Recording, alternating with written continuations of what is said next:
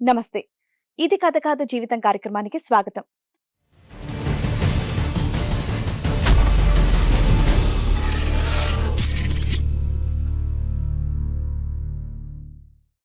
కాళ్లపారాని ఆరకముందే తాను పెళ్లి చేసుకున్న వ్యక్తి గర్భవతి అని తెలిసి గతం ఎలా ఉన్నా పర్వాలేదు, ఫ్యూచర్ బావుంటే చాలు అని చెప్పేసి అనుకున్నాడు. తన జీవితం విచ్ఛిన్నం అయిపోయిందని, తాను చేయని తప్పుకి పోలీస్ స్టేషన్ల చుట్టూ తిరుగుతున్నాడని వాపోయాడు ప్రవీణ్. ప్రవీణ్ ని పిలిచి తన సమస్య ఏంటో తెలుసుకుందాం. మరి సమస్యని పరిష్కరించడానికి మనతో పాటు ఈ కార్యక్రమంలో ఉన్నారు ప్రముఖ హైకోర్టు అడ్వకేట్ రమ్య ఆకుల గారు, ప్రముఖ సైకియాట్రిస్ట్ డాక్టర్ కళ్యాణ్ చక్రవర్తి గారు. ప్రవీణ్ గారు చెప్పండి. నా నమస్తే. పేరు ప్రవీణ్ మేడం. మ్. నేను జామస్ మేడం నుంచి. ఎక్కడి నుంచి? జామస్ మీరు కొంచెం గట్టిగా మాట్లాడండి, జామస్ వినిపించట్లేదు. మేడం. ఓకే. 2021లో పెళ్ళి అయింది మేడం. ఓకే, మ్యారేజ్ అయితే ఆమె కడుపుతో ఉండే మేడం అప్పుడు. ఒక్క నిమిషం. డైరెక్ట్ మీరు కథలోకి వెళ్ళిపోయారు. నార్మల్ గా మీరు ఏం చేస్తూ ఉంటారు? డ్రైవింగ్ చేస్తాను. డ్రైవింగ్ చేస్తూ ఉంటారు. మీకు పెళ్ళైంది, పెళ్ళైన వెంటనే ఆవిడ కడుపుతో ఉంది. మీకు పెళ్ళై ఎన్నాళ్ళు అయింది? ఇప్పుడు 3 సంవత్సరాలు అవుతుంది. అయితే అంతకుముందే ఆమె ప్రెగ్నెన్సీ ఇంతకు ముందే మీ పెళ్ళైన కొత్తలోనా? పెళ్ళైన కొత్తలో పెళ్ళైన వెంటనే 1 మంత్ తర్వాత తెలిసింది మేడం. 1 మంత్ తర్వాత కడుతోంది. అవును. వీళ్ళు కూడా అబద్ధం ఆడేది రాలేదు. కాదమ్మా, 1 మంత్కి ప్రెగ్నెన్సీ అని ఎట్లా అంటారు? ఏం చెప్పారు డాక్టర్? డాక్టర్ చెప్పలే మేడం. ఇట్లా వీళ్ళు తీసుకొని వెళ్ళారు మా అమ్మ వాళ్ళు. అది టెస్ట్ కోసం తీసుకొని వెళ్తే అక్కడ చూపెడితే అది 4 నెలల 4 మంత్స్ ప్రెగ్నెన్సీ. అదే మాకు డౌట్ వస్తుంది. 1 మంత్కి ప్రెగ్నెన్సీ అని ఎవరికి కాదు, కన్ఫర్మ్ మీరు ఆ అమ్మాయి కడుపు నొప్పి అందా, తలనొప్పి అందా, ఏమంటే మీరు జ్వరం వచ్చి ఫీవర్ వచ్చింది. ఫీవర్ వచ్చి స్టమక్ పెయిన్ అంటే కడుపు సో నొప్పి లేస్తుంది. మీకు ప్రెగ్నెన్సీ అనేటటువంటిది మీలో ఎవరికి అనుమానం రాలేదు. డాక్టర్ దగ్గరికి వెళ్తే కనుక ఈ అమ్మాయి 4 నెలలో 5 నెలలో అని చెప్పారు. ఆయన కూడా ఇప్పుడే కన్సీవ్ అయిందని చెప్పారు సార్. ఆయన చేయి పట్టుకున్నాడు, ఫీవర్ అమ్మాయి వచ్చింది. ప్రెగ్నెంట్ అమ్మా అంటే మీరు డౌట్ వచ్చి అదేంటంటే పెళ్ళై 20 డేసే కదా అయ్యింది అంటే అప్పుడు టెస్ట్ చేసి 4 మంత్స్ ప్రెగ్నెంట్ అమ్మా అని చెప్పారు. ఆయన చెప్పలేదు. వేరే వాళ్ళతో ఆయన ఏం చెప్పారంటే తను కన్సీవ్ అయింది అని చెప్పారు. హాస్పిటల్కి వెళ్ళాము, జనరల్ గా ఫీవర్ వచ్చింది. కన్సీవ్ అవటం అంటే ప్రెగ్నెన్సీ తన- ఉందని ఎన్నో నెలలు అని ఓకే. చెప్పాడా? ఎన్నో నెల అని చెప్పలేదు. అయితే నేను ఏమైనా మెడిసిన్ ఇవ్వండి సార్, స్టమక్ పెయిన్ వస్తుంది, మళ్ళీ నైట్ అంతా ఫుల్ ఫీవర్. కాదమ్మా, ఆవిడ ప్రెగ్నెంట్ అని చెప్పినప్పుడు మీకు డౌట్ రాలేదా? పెళ్ళైన 20 రోజులకు ప్రెగ్నెన్సీ ఏంటి అదే సార్? నేను అడిగాను ఏమన్నారు డాక్టర్ని. డాక్టర్? అడిగితే అన్నాడు, అయ్యో దాందే ఉందమ్మా, ఇప్పుడు 1 వీక్ అయిపోతే కూడా ఒకవేళ మేబీ నెల కన్సీవ్ అని చెప్పాడు కానీ తప్పొచ్చు. డ్యూరేషన్ చెప్పలేదు. చెప్పలేదు. ఓకే. చెప్పలేదు మేడం. ఇంతే అడిగాడు. అడిగితే నేను అన్నాను, అలాగే ఇలాగా నెల కూడా కాలేదు, ఇంకొక 2 రోజులు అయితే నెల అవుతుంది సార్, మీరు ఎట్లా చెప్తున్నారంటే మనకు రిపోర్ట్స్ అయితే తెలిసిపోతుంది కదమ్మా, నేను స్కైనింగ్ చేస్తాను, ఎట్లాగో స్టమక్ పెయిన్ ఉంది, మెడిసిన్ అయితే ఏమి ఇవ్వను ఇప్పుడు ఆమెకి. అది ఎన్నో నెలలు అండి అని అడగాలి కదా మీరు. అడిగాను, ఏమన్నారు? ఏమనలేదు, నాకు టెస్ట్ తెలియదు, చేసి ఇప్పుడే రిపోర్ట్ కన్సీవ్ చేసి అని ప్లాన్ చెప్పారు. చేసి చెప్తాను అన్నారట. సరే అని చెప్పేసి మేము స్కైనింగ్ రాస్తే అక్కడికి వెళ్ళడానికి డాక్టర్ అపాయింట్మెంట్ తీసుకుని 1600 నేను పే చేశాను మేడం. 1500 నేను పే చేశాను. తర్వాత ఆమె నెక్స్ట్ డే వెళ్దామనేసి మేము ఉదయాన్నే లేచి రెడీ అయితే ఆమెకు నీళ్లు తాగమంటే తాగదు, బ్రష్ చేయదు, హాస్పిటల్కి వెళ్ళడానికి సిద్ధంగా లేదు. ఎంత కోపం చేసినా వాడికి డ్యూటీ. మీరు ఇతనికి అమ్మ అవుతారా? అవునండి. మిమ్మల్ని తర్వాత అడుగుతారు మేడం. ఫస్ట్ అసలు ఈయన వర్షన్ ఏంటో వినివ్వండి, అవన్నీ చెప్పు. ఓకే. చెప్పండి ప్రవీణ్ గారు. పెళ్ళికి ముందు అయితే పెళ్ళికి ముందు మేడం ఆమె అసలు నాకు వాళ్ళు ఎవరో కూడా తెలియదు. అసలు నేను చూడడం ఆగస్టులో చూశాను madam. Arranged Okay, marriage arranged. మీది. Arrange madam. ఓకే. ఆగస్టులో చూశాను మేడం ఆమెని. తర్వాత ఎంగేజ్మెంట్ అయిన తర్వాత ఏం చేసిందంటే నాకు ఫోన్ వాళ్ళ తమ్ముడు ఉంటాడు మేడం, సందీప్ అని, ఆయనే ఫోన్ చేసాడు నాకు. మా ఇంటికి వచ్చారు మేడం, ఎంగేజ్మెంట్కి డబ్బులు ఇచ్చారు. అప్పుడు వచ్చిన తర్వాత నాకు మా అక్క ఫోన్ నెంబర్ అడుగుతుంది అని అంటే సరే ఇయ్యి అని చెప్పినాను మేడం. అయితే చెప్పంగానే తీసుకున్నాను. నాకు తీసుకొని నాకు ఫోన్ చేసింది. 3-4 సార్లు ఫోన్ చేస్తే నేను కూడా చెప్పాను. ఇక ఆమె బాధలు చెప్పింది మేడం నాతో. నేను ఇట్లా మా డాడీ ఇట్లా నన్ను సతాయిస్తుండే, నన్ను ఇట్లా చేస్తుండే, అట్లా చేస్తుండే, నన్ను ఎవ్వరు అర్థం చేసుకుంటలేరు అట్లా అని అంటే నేను అనుకున్నా ఏమైనా అయిందేమో, వాళ్ళ డాడీ ఏమైనా అంటుండేమో అట్లా అని అనుకున్నాను. సరేలే అని చెప్పిన నేను. తర్వాత ఇట్లా మంచిగా క్లోజ్గా అయిపోయింది మేడం నాతో. క్లోజ్గా అయిపోయిన తర్వాత ఇంటికి రమ్మన్నది ఒకరోజు. మా ఇంట్లో ఎవరు లేరు ఇట్లా అని. అది అక్టోబర్ 4వ తారీఖు మేడం. అప్పటికి ఎంగేజ్మెంట్ అయ్యిందా? ఎంగేజ్మెంట్ అయిపోయింది. పెళ్లి లోపు మిమ్మల్ని ఒకసారి ఇంటికి రమ్మన్నా. అక్టోబర్కి నేను వెళ్ళిన మేడం. అక్టోబర్ 4వ ఇంట్లో ఎవరైనా ఉన్నారా? ఎవరు లేరు? వాళ్ళ నాయనమ్మ ఒక్కతే ఉండే మేడం. వాళ్ళ చెల్లెళ్ళు కూడా ఉన్నారు, 2 చెల్లెలు ఉన్నారు. నవంబర్లో పెళ్ళి అయిపోయింది మేడం, నవంబర్ 18కి. ఇంటికి వెళ్ళి ఏం చేసావు? ఇంటికి వెళ్ళి ఆమె ఇట్లా నాతో ఇట్లా చెయ్యి అని అంటే సరేలే అని నేను ఏం చేశాను. చేయమంది? ఇట్లా వాడుకుందాము అట్లా అని అన్నాను. ఫిజికల్ గా కలుద్దామని పెళ్లికి ముందే అడిగేసి, పెళ్ళికి ముందు నా ఎంగేజ్మెంట్ అయిన తర్వాత అడిగింది. పెళ్లికి ముందే అడిగేసింది, ఎంగేజ్మెంట్ కి Engagement. పెళ్లికి మధ్యలో. మరి నువ్వు date వెళ్ళిపోయావు, చెప్పాను. నేను కమిట్ అయ్యారా మీ ఇద్దరు? కమిట్. అందుకే పర్టికులర్ గా చెప్తున్నాడు అక్టోబర్ 4వ తారీఖు ఇలా అయింది, నవంబర్ లో పెళ్లి అయింది, ఆ తర్వాత కూడా 4 నెలల కడుపు ఎలా వచ్చిందని ఆయన డౌట్. అంతేనా? అంతే మేడం. పెళ్లికి నవంబర్లో ముందే కమిట్ పెళ్లి- అయ్యారు, పెళ్లి ఆవిడ ముందు ఇన్వైట్ commit చేసింది, ఈయన వెళ్ళాడు.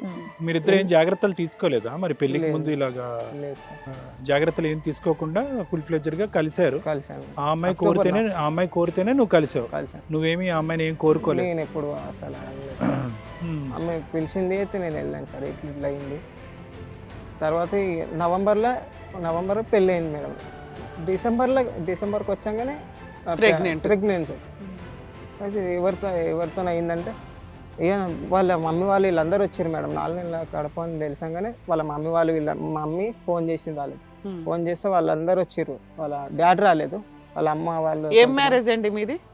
హిందూ మ్యారేజా, క్రిస్టియన్ క్రిస్టియన్ మ్యారేజ్ అయింది. Christian Okay. మ్యారేజ్. ఓకే. అయితే ఫోన్ చేసాగానే వాళ్ళు వచ్చారు మేడం. వచ్చాక ఇట్లా అయ్యింది అని చెప్తే వాళ్ళ డాడీకి తెలియదు, నీకు వాళ్ళ డాడీ చంపేస్తాడు ఇట్లా అంటే నాకు ఈమె చెప్పింది కదా మేడం, మా డాడీ ఇట్లా అంటాడు అట్లా అంటాడు, నన్ను ఇట్లా కొడుతుండే అట్లా కొడుతుండే, మమ్మల్ని చంపేస్తుండే అంటే నేను ఆమె మాటలకి లొంగిపోయినా మేడం, బానిస అయిపోయినది. ఇట్లా చేసిండే.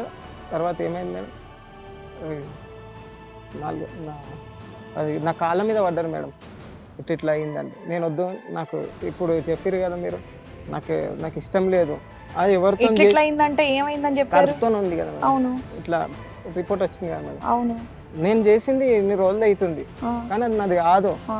మీరు మీ పాపని మీరు ఉంచుకోండి, నాకు వద్దు అని చెప్పేసి నేను మరి వెళ్ళిపోయాను. ఏమైందని అడగలేదు ఆ అమ్మాయిని? అమ్మాయిని అడిగాను మేడం. ఆ, అమ్మాయి ఏమని ఏం చెప్పింది అప్పుడు? వేరే వాళ్ళతో అయింది, నేను కాలేజ్లో ఇట్లా చాక్లెట్లో కలిపి నాకు ఇట్లా చేసారు. ఏం ఏం చేశారు? చేశారు? నన్ను కొంతమంది ఇట్లా చాక్లెట్లు నాకు మొత్తం బలాత్కరించారు. వచ్చారు. నేను మెంటల్గా అయిపోయినప్పుడు నేను ఇట్లా వంతున్నా, వాళ్ళతో ఇట్లా చేసిన నాతో చెప్పింది. ఏడ్చుకుంటే నా కాళ్ళ మీద ఏం పడ్డది. చదువుకుందా అమ్మాయి? ఇప్పుడు డిగ్రీ చేసింది, సెకండ్ ఇయర్. సెకండ్ ఇయర్ లో ఉండగా క్లాస్మేట్స్ అంతా ఏదో మత్తు మంది ఇచ్చి అమ్మాయిని రేప్ చేశారా? రేపు చేయలే మేడం, కావాలని అట్లా చేసింది ఆమె, నాకు తెలుసు. ఆవిడ చెప్పడం రేప్ చేశారని చెప్పింది. అట్లా చెప్పింది. మరి వాళ్ళ మీద ఏమైనా కేసు వేసానని చెప్పిందా? ఏమీ వేయలేదంట మేడం. వాళ్ళ ఇంట్లో వాళ్ళు ఏమన్నారు ఈ విషయం మీద? వాళ్ళ ఇంట్లో వాళ్ళు తెలిసిన తర్వాత నా కాళ్ళ మీద వచ్చి బతులు ఆడుతున్నారు నేను. వాళ్ళకి అప్పుడే తెలిసింది అయితే, ఇంట్లో వాళ్ళకి కూడా తెలిసి నీకేం పెళ్లి చేయలేదు? నాకు పెళ్ళి అయిన తర్వాత మేడం. కాదు, వాళ్ళ ఇంట్లో వాళ్ళు ఎవరైతే ఉన్నారో అందరికీ ఆ తెలుసా అమ్మాయి గురించి తెలుసా? తెలుసు మేడం. వాళ్ళ తెలిసిన తర్వాత నీకు కావాలని ఇచ్చి పెళ్లి చేశారా? కావాలని ఇచ్చి పెళ్లి చేశారు. ప్రెగ్నెన్సీ అని కూడా తెలుసు ఏమ్మా, ప్రెగ్నెంట్ అని కూడా తెలుసు. వాళ్ళకి అన్ని తెలుసు మేడం. ఇప్పుడు కూడా ప్రజెంట్ ఇప్పుడు కూడా మోసమే మేడం వాళ్ళ బతుకులు. కానీ ఆ అమ్మాయి మరి ఇదంతా ఇప్పుడు చెప్పింది, మీ ఇద్దరు కలిసినప్పుడు నవంబర్లో కలిసినప్పుడు అప్పుడు కూడా చెప్పలేదా? నేను అప్పుడు కూడా ఇలాగా చెప్పలేదు సార్, ఇలాగా నాకేం చెప్పలేదు. అప్పుడు ఏడ్చింది. ఎందుకు ఏడ్చింది అప్పుడు? తర్వాత ఇట్లా మేము పనుకున్న తర్వాత లాస్ట్కి వచ్చిన తర్వాత ఏడ్చింది. ఎందుకు ఏడుస్తున్నావు నువ్వు అని అంటే, నేను ఇప్పుడు ఇట్లా చేసిన కదా, అయ్యో ఓకే, నేను పెళ్లికి పిలిచాను ముందే కదా, తప్పు చేసేసాను నేను కదా పిలిచాను అని. కదా, నేను ఇట్లా నేను పిలిచినా కదా, నేను మళ్ళీ నువ్వు ఎవరితో చెప్తావని నేను ఏడుస్తున్నా అని చెప్పి. సరే, వాళ్ళు బతులు ఆడితే మీరు మీ అమ్మ మీరు అంతా యాక్సెప్ట్ చేశారా అమ్మాయిని?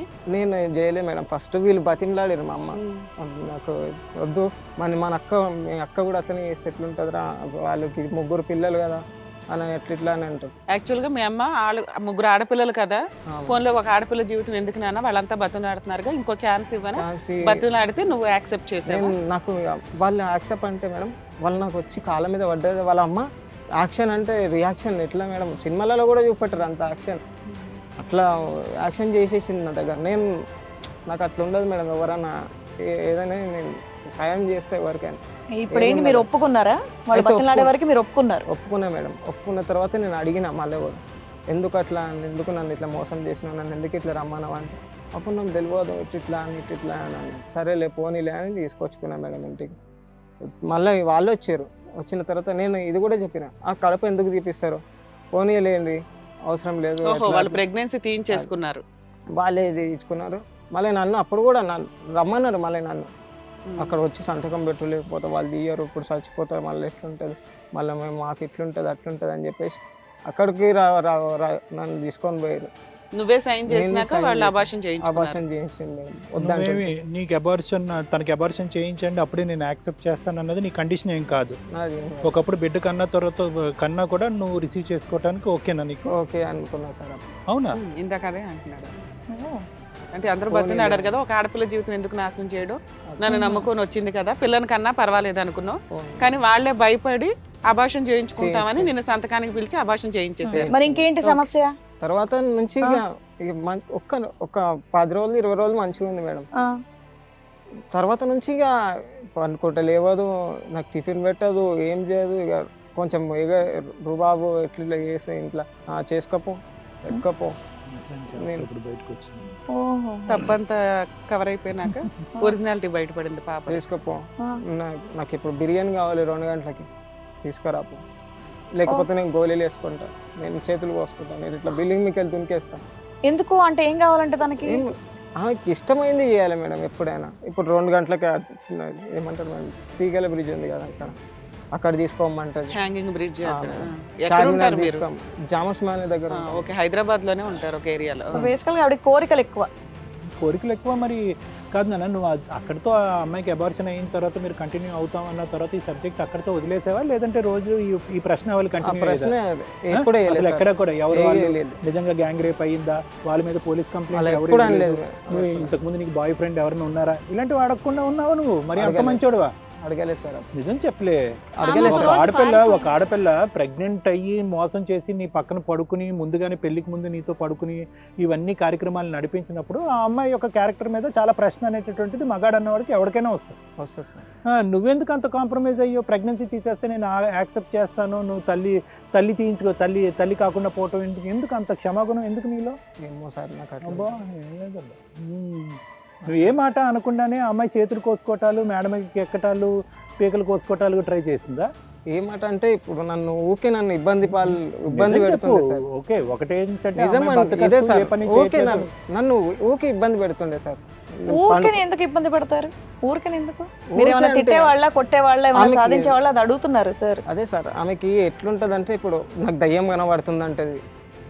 ఆ ఆడియో రికార్డులు కూడా ఉన్నాయి సార్ నా దగ్గర. దయ్యం కనబడుతుంది అంటది, నేను ఇట్లా చేస్తున్నాను అంటది. నేను ఏం అనకముందే, ఏం చేయకముందే, లేకపోతే మా ఇంటికి తీసుకుపోనాను. వాళ్ళ ఇంటికి ఎన్నిసార్లు అంటే అన్నిసార్లు తీసుకెళ్ళిన. చెప్పినా మేడం, తెలుసు వాళ్ళ అమ్మకు కూడా. వాళ్ళ అమ్మ కూడా అప్పుడు మంచిగా ఉండే, అయ్యో నాన్న అర్థం చేసుకోను, ఇంత చేసినావు కదా, ఇంత క్షమించినావు కదా, అట్లా అర్థం చేసుకో అని అన్నాను. ఫస్ట్ టైం మీ అమ్మాయి ఆత్మహత్య ధోరణి ఎప్పుడు కనిపించింది? ఏదైనా చనిపోవడానికి ప్రయత్నం అనేది కానీ, లేదంటే తను ఏదైనా కోసుకోవటం కానీ ఇలాంటిది ఏమైనా ఎప్పుడైనా చేసిందా? ఎప్పుడు చేసింది? ఫస్ట్ టైం గోళీలు దంచుకున్నా సార్. ఫస్ట్ టైం ఎప్పుడు? అంటే ఇంట్లో పని చేయకపోతే మా అమ్మ అంటుండే, అంటే వీళ్ళిద్దరికి కొంచెం అప్పుడు అట్లా అయింది. అదే ఇంట్లో పని చేసుకోమ్మా అని ఉంటారు. 2 గంటలకి లేస్తే ఎవరు ఊరుకుంటారు సార్. మరి లేవకపోతుండే, టీవీ పెడుతుండే, పండుకొని ఎక్కిపోతుండే నన్ను. ఎవరెవరు ఉంటారు ఇంట్లో? నేను, మా అమ్మ, మా అమ్మమ్మ, ముగ్గురం, ఆమె 4. ఏ పని చేయకపోతుండే, ఏది చేయకపోతుండే. అంటే కోపం. అంటే ఫస్ట్ అయితే ఎంత మంచి అంటే మీ అమ్మమ్మ గారు కూడా స్ట్రాంగేనా? లేదు సార్, క్యాన్సర్ పేషెంట్. ఏమైందమ్మా మీ ఇద్దరి మధ్యన? ఏం గొడవ అయ్యేది? మా ఇద్దరి మధ్యన ఏం లేదు సార్. ఆమె పొద్దున అయితే లేవదు, మధ్యాహ్నం 12కి లేకపోతే 2 నేను ఏమనాలంటే ఇంతసేపు పడుకోవద్దు కదమ్మా, కొంచెం లేచి మేము వండి ఆల్రెడీ అంతా అయిపోతుంది, లంచ్ కూడా మాది అయిపోతుంది, కనీసం లేచి స్నానం చేసుకొని అన్నం ఏదో తిను, లేకపోతే టిఫిన్ ఏదో తిను అంటే లేసేది కాదు. నువ్వెవరు నాకు చెప్పడానికి? నా భర్తే నన్ను క్వశ్చన్ చేయడు, నువ్వెందుకు నాకు చెప్పాలి? చేసుకొచ్చిన కదా. ఏం లేదు. అబ్బాయి ఏం జాబ్ చేస్తాడు? అబ్బాయి కార్ డ్రైవర్ మేడం. అబ్బాయి సంపాదన ఒకటేనా ఇంటికి? మా అమ్మ గవర్నమెంట్ ఎంప్లాయీ, అంటే మా డాడీ గవర్నమెంట్ ఎంప్లాయీ, అమ్మకి పెన్షన్ వస్తుందా? దాంతో మేము 2 కలిపి నేను కవర్ చేసుకుంటాను. మా అమ్మనా డిగ్రీ సెకండ్ ఇయర్. అక్కడతో ఆపేసింది చదువు. అక్కడ అంటే వాళ్ళకి తెలిసి ఉండొచ్చు సార్.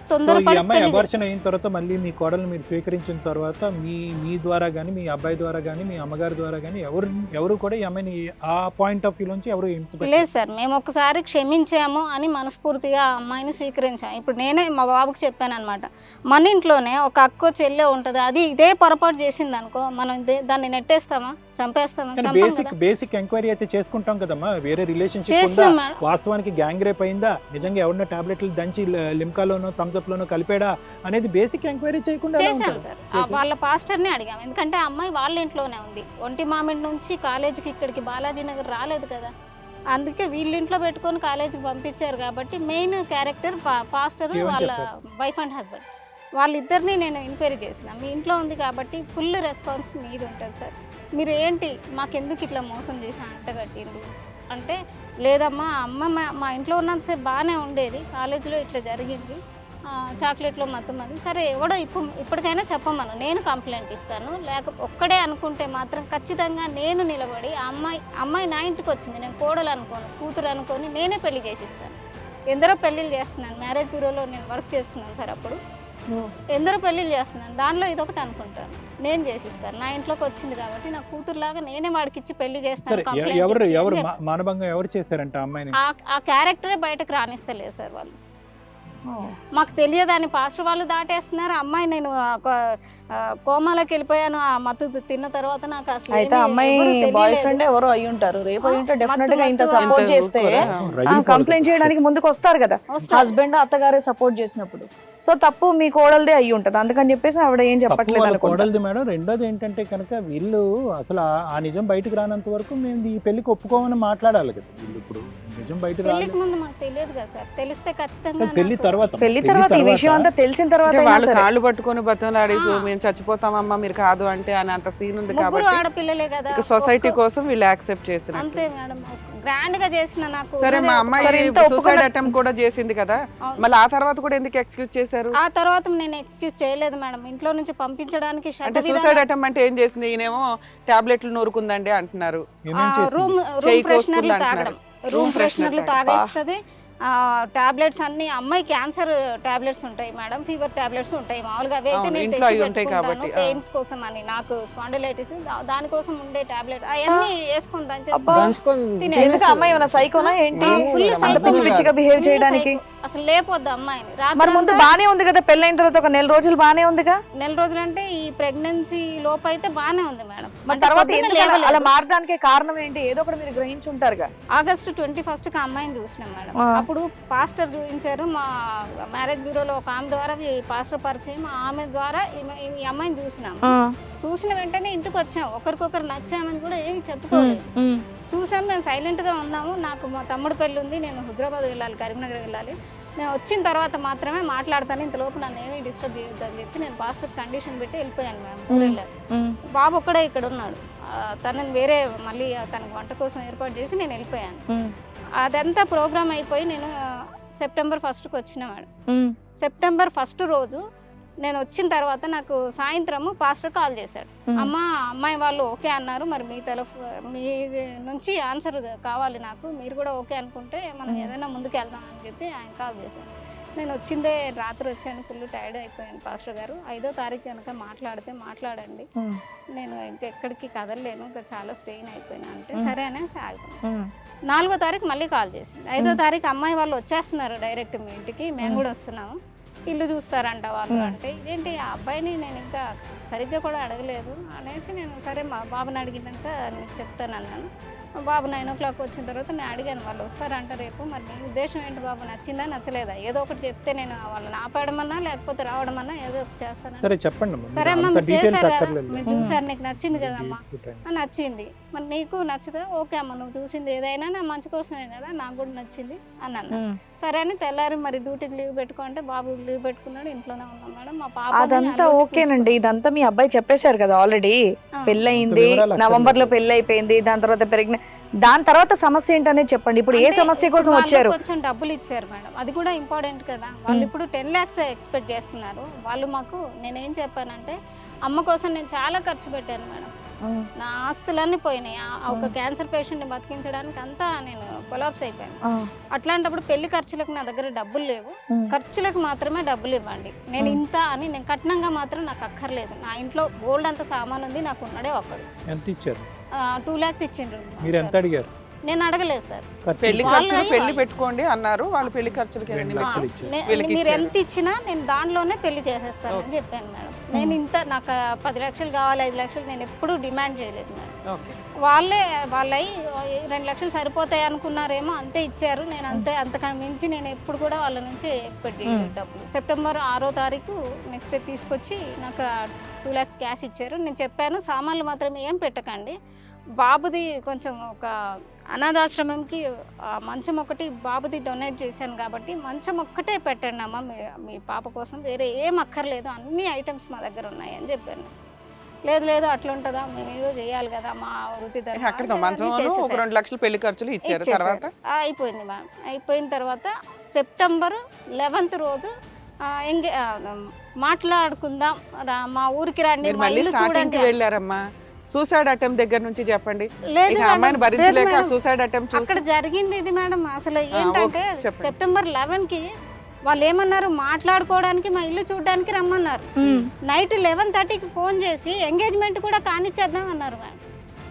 ఎంగేజ్మెంట్ రెండు అయితే ఒకేసారి వాళ్ళు అన్నారు. హడావిడి పెట్టారు పెళ్లికి, తొందర పెట్టారు అని చెప్తున్నారు. వీళ్ళు ఫైనాన్షియల్ గా వీక్, పెళ్లి ఖర్చులు చేసుకొని ఓ మంచి అమ్మాయి వస్తే చాలా అని అయితే వాళ్ళ ఇంట్లో వాళ్ళకి అనుకున్నా. కూడా ఈ అమ్మాయి ఇలా కడుతోందన్న తెలిసి ఇమీడియట్ గా వీళ్ళు ఏదో అన్నిటికీ వింటున్నారు అన్నట్టు ఈ అబ్బాయికి అంటగట్టారు. బ్యాక్గ్రౌండ్ కూడా పెద్దగా అది. ఏం లేదు కనిపించట్లేదు. మేడం. ఉమ్.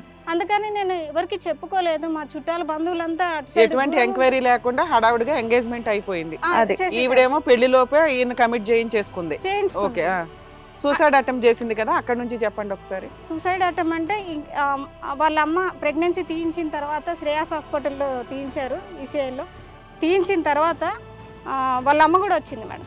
వచ్చి ఆ డిసెంబర్ నుంచి జనవరి 10 తారీఖు వరకు మా ఇంట్లోనే ఉంది మేడం. అమ్మాయికి ఇంకా ఏం పనులు చేయలే, అమ్మాయి పడుకొనే ఉంది.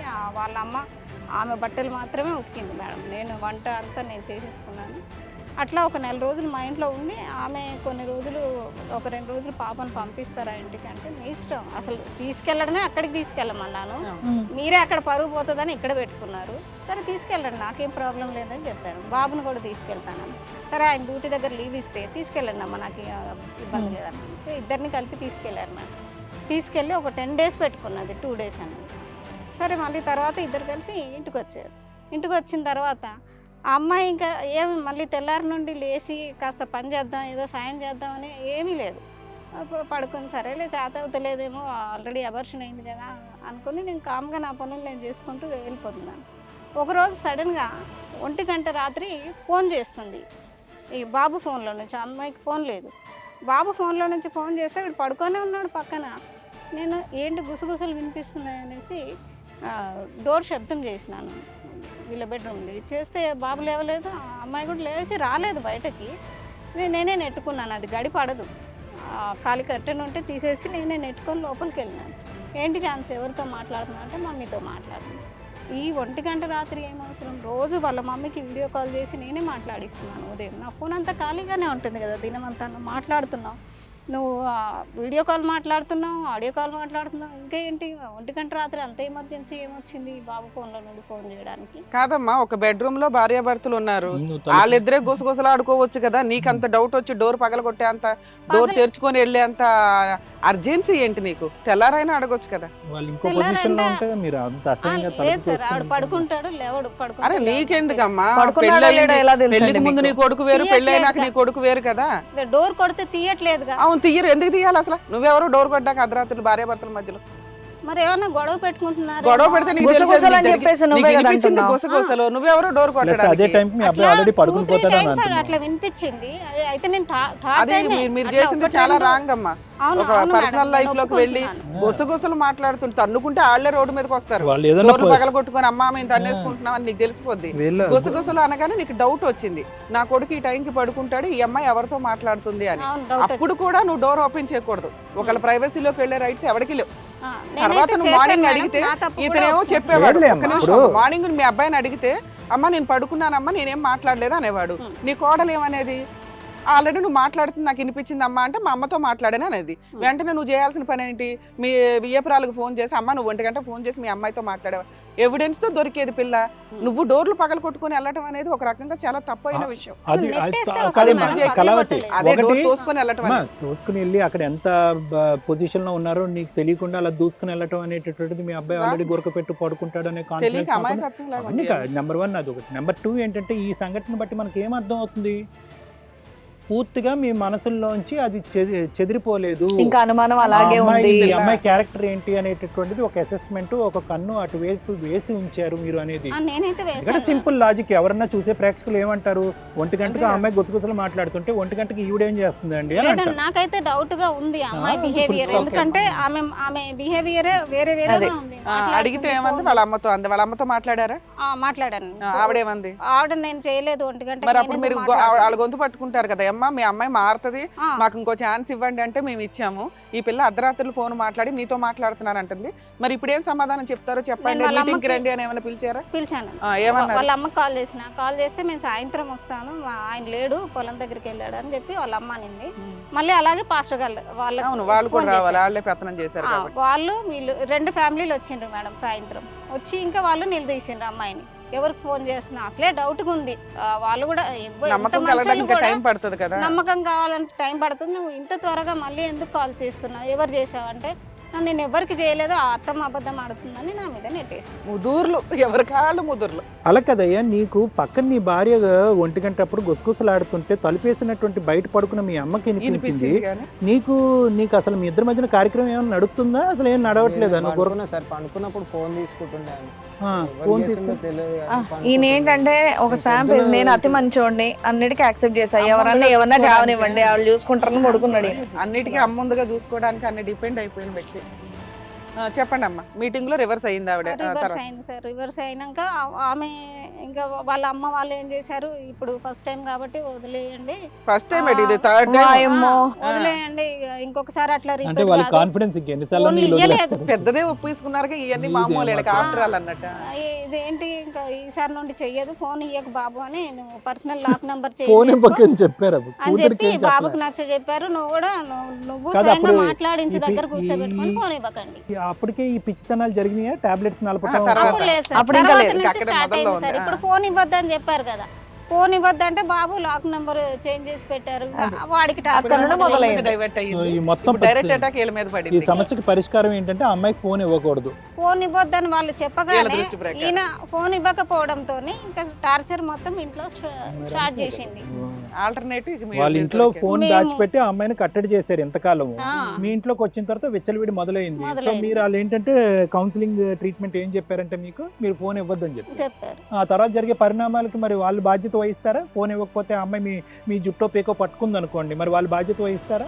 ఏమో సార్ తెలియదు. అలాంటప్పుడు మీరు ఏం చేయాలంటే ఆ ఫోన్ ఇవ్వకపోవటం, మార్చుకోవటం, గీర్చుకోవటం ఇవన్నీ మీ ఇంట్లో చేసుకోండి అమ్మా. ఆ అమ్మాయి మారిన తర్వాత మా దగ్గర పంపించండి అని చెప్పాలి. మీరు తల్లిదండ్రులు కాదు కదా, వాళ్ళు కదా తల్లిదండ్రులు. ప్రతిదానికి మీరు ఎందుకు గంగిరెద్దులాగా అలా తలుపు? బాబు కూడా అదే అన్నాడు సార్, తీసుకెళ్ళిపోండి అమ్మాయి వచ్చిన సార్ 2 సార్లు ఆమె టాబ్లెట్స్ ఫస్ట్ టైం తాగానే ఇద్దరం తీసుకెళ్ళి వాళ్ళ ఇంట్లో దిగబెట్టేసారు. మాకు వద్దు అమ్మాయి. ఆ అమ్మాయి మనసు మారి ఆ అమ్మాయి నేను ఇట్లా ఉంటాను, మీరు చెప్పినట్టు వింటానంటేనే తీసుకుంటాను. అంతవరకు ఎన్నేళ్ళన్నా కానీ 10 ఏళ్ళు కానీ అమ్మాయి మారే వరకు అక్కడే ఉందా అమ్మాయి? లేదు మేడం, మళ్ళీ వచ్చింది. మళ్ళీ మారిపోయి అన్ని వింటానని వచ్చేసింది. Very good. మళ్ళీ 2 రోజులు వీళ్ళ గురించి ఫ్యామిలీకి అంతా తెలిసిపోయింది. 2 రోజుల్లో ఏం జరిగింది? 2 రోజుల్లో బిల్డింగ్ ఎక్కింది, బట్టలు చేసుకుంది. ఇక పైనుంచి దూకుతానంటే వెనక నుంచి పోయి ఇది పట్టేసుకున్నాను షర్ట్. పట్టేసుకొని ఆపేస్తే ఏంటి ఝాన్సీ నువ్వు చేసేదంటే నా మైండ్ అంతా పిచ్చిగా ఇదైపోతుంది. నాకు దయ్యం పట్టినట్టుంది అత్తమ్మ. అంటే ప్రేయర్ ఆయిల్ పెడతారా, ప్రేయర్ చేసుకుందాం, మరి అంతగా పిచ్చి ఎందుకు లేస్తుంది, దూకమని ఎందుకంటది, దేవుడు ఉన్న చోట దయ్యం ఎందుకు ఉంటుంది, నువ్వు కరెక్ట్గా దేవుడిని పట్టుకున్నావా అనేసి నేను మళ్ళీ తీసుకొచ్చి ప్రేయర్ ఆయిల్ పెట్టి ప్రేయర్ చేసి సరే పడుకోపోను, నీ బట్టలు కూడా నేను ఎండేస్తానని వెళ్ళిపోయాను సార్. నాకు మాటికి ఫీవర్ వచ్చిందని వేషాలు. సరే స్నానం కూడా చేయించేదాన్ని మేడం, బట్టలు కూడా ఉతికేదాన్ని నేను. ఆమె బట్టలు, వీడి బట్టలు అన్ని ఉతికేసి అన్ని పనులు చేసుకున్నాము.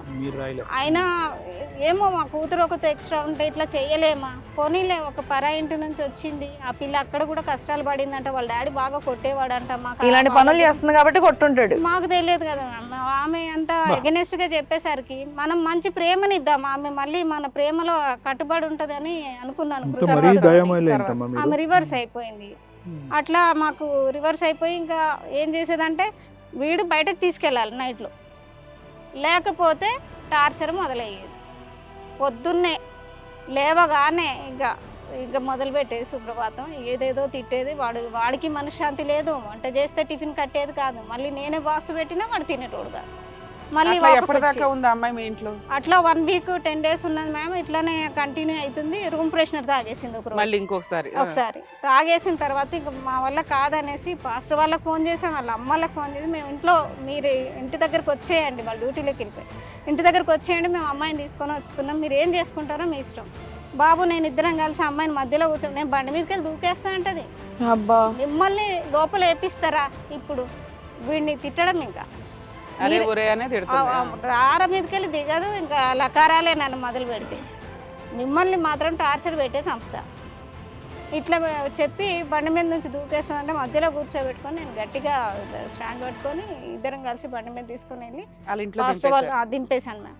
దింపేస్తే వాళ్ళ మమ్మీని వాళ్ళ డాడీ రాత్రి కొట్టాడంట, మాకు తెలియదు కదా.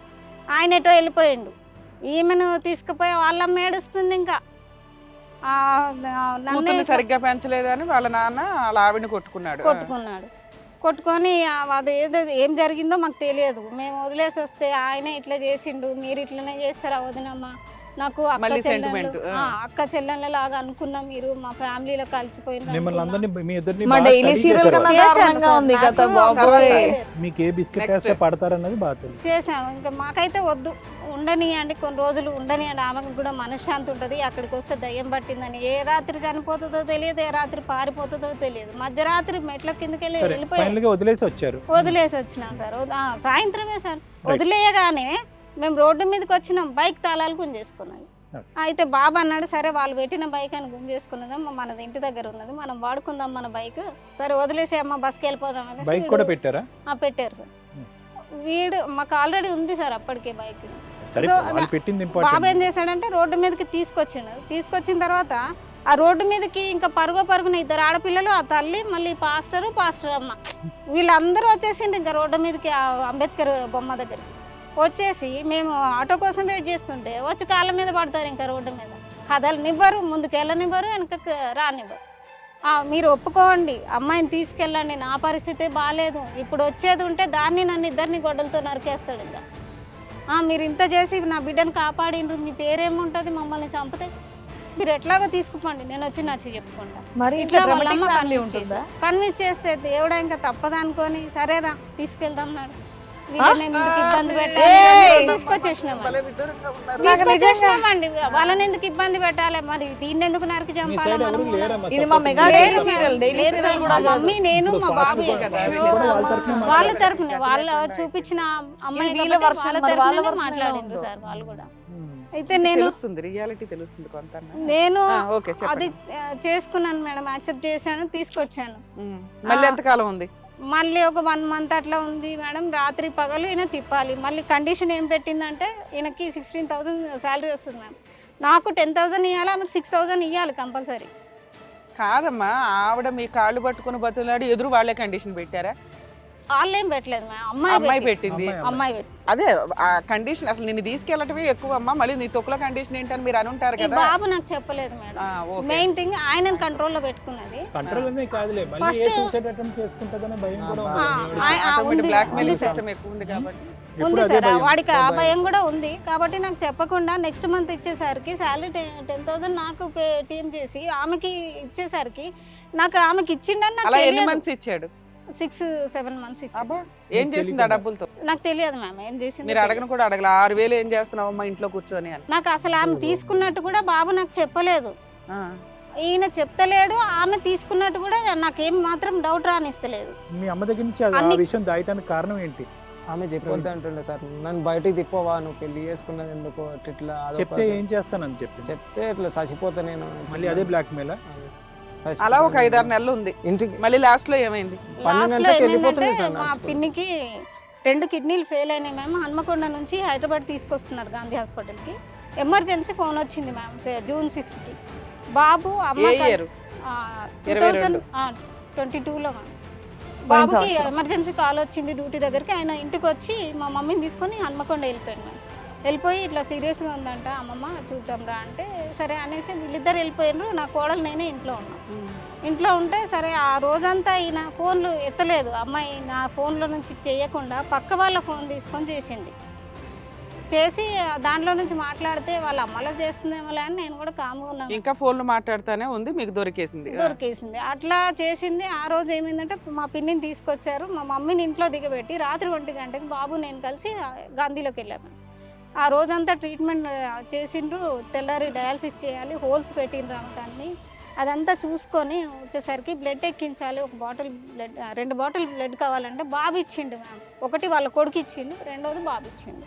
మా అమ్మమ్మనే కదా అనేసి ఈ పిల్లోడు ఇస్తే నాకు చెప్పకుండా నువ్వు బ్లడ్ ఎందుకు ఇచ్చినావు, ఆ పాయింట్ మీద గొడవ జరిగింది. ఆ పాయింట్ మీద ఇద్దరు కలిసి గొడవ పెట్టుకున్నారు. దానిలోకి నేను ఇన్వాల్వ్ కాలేదు మ్యామ్, ఎందుకంటే నాకు ఇంటి నిండా చుట్టాలు ఉన్నారు. ఆమెను చూడడానికి వచ్చిన వాళ్ళంతా మా ఇంట్లోనే స్టే.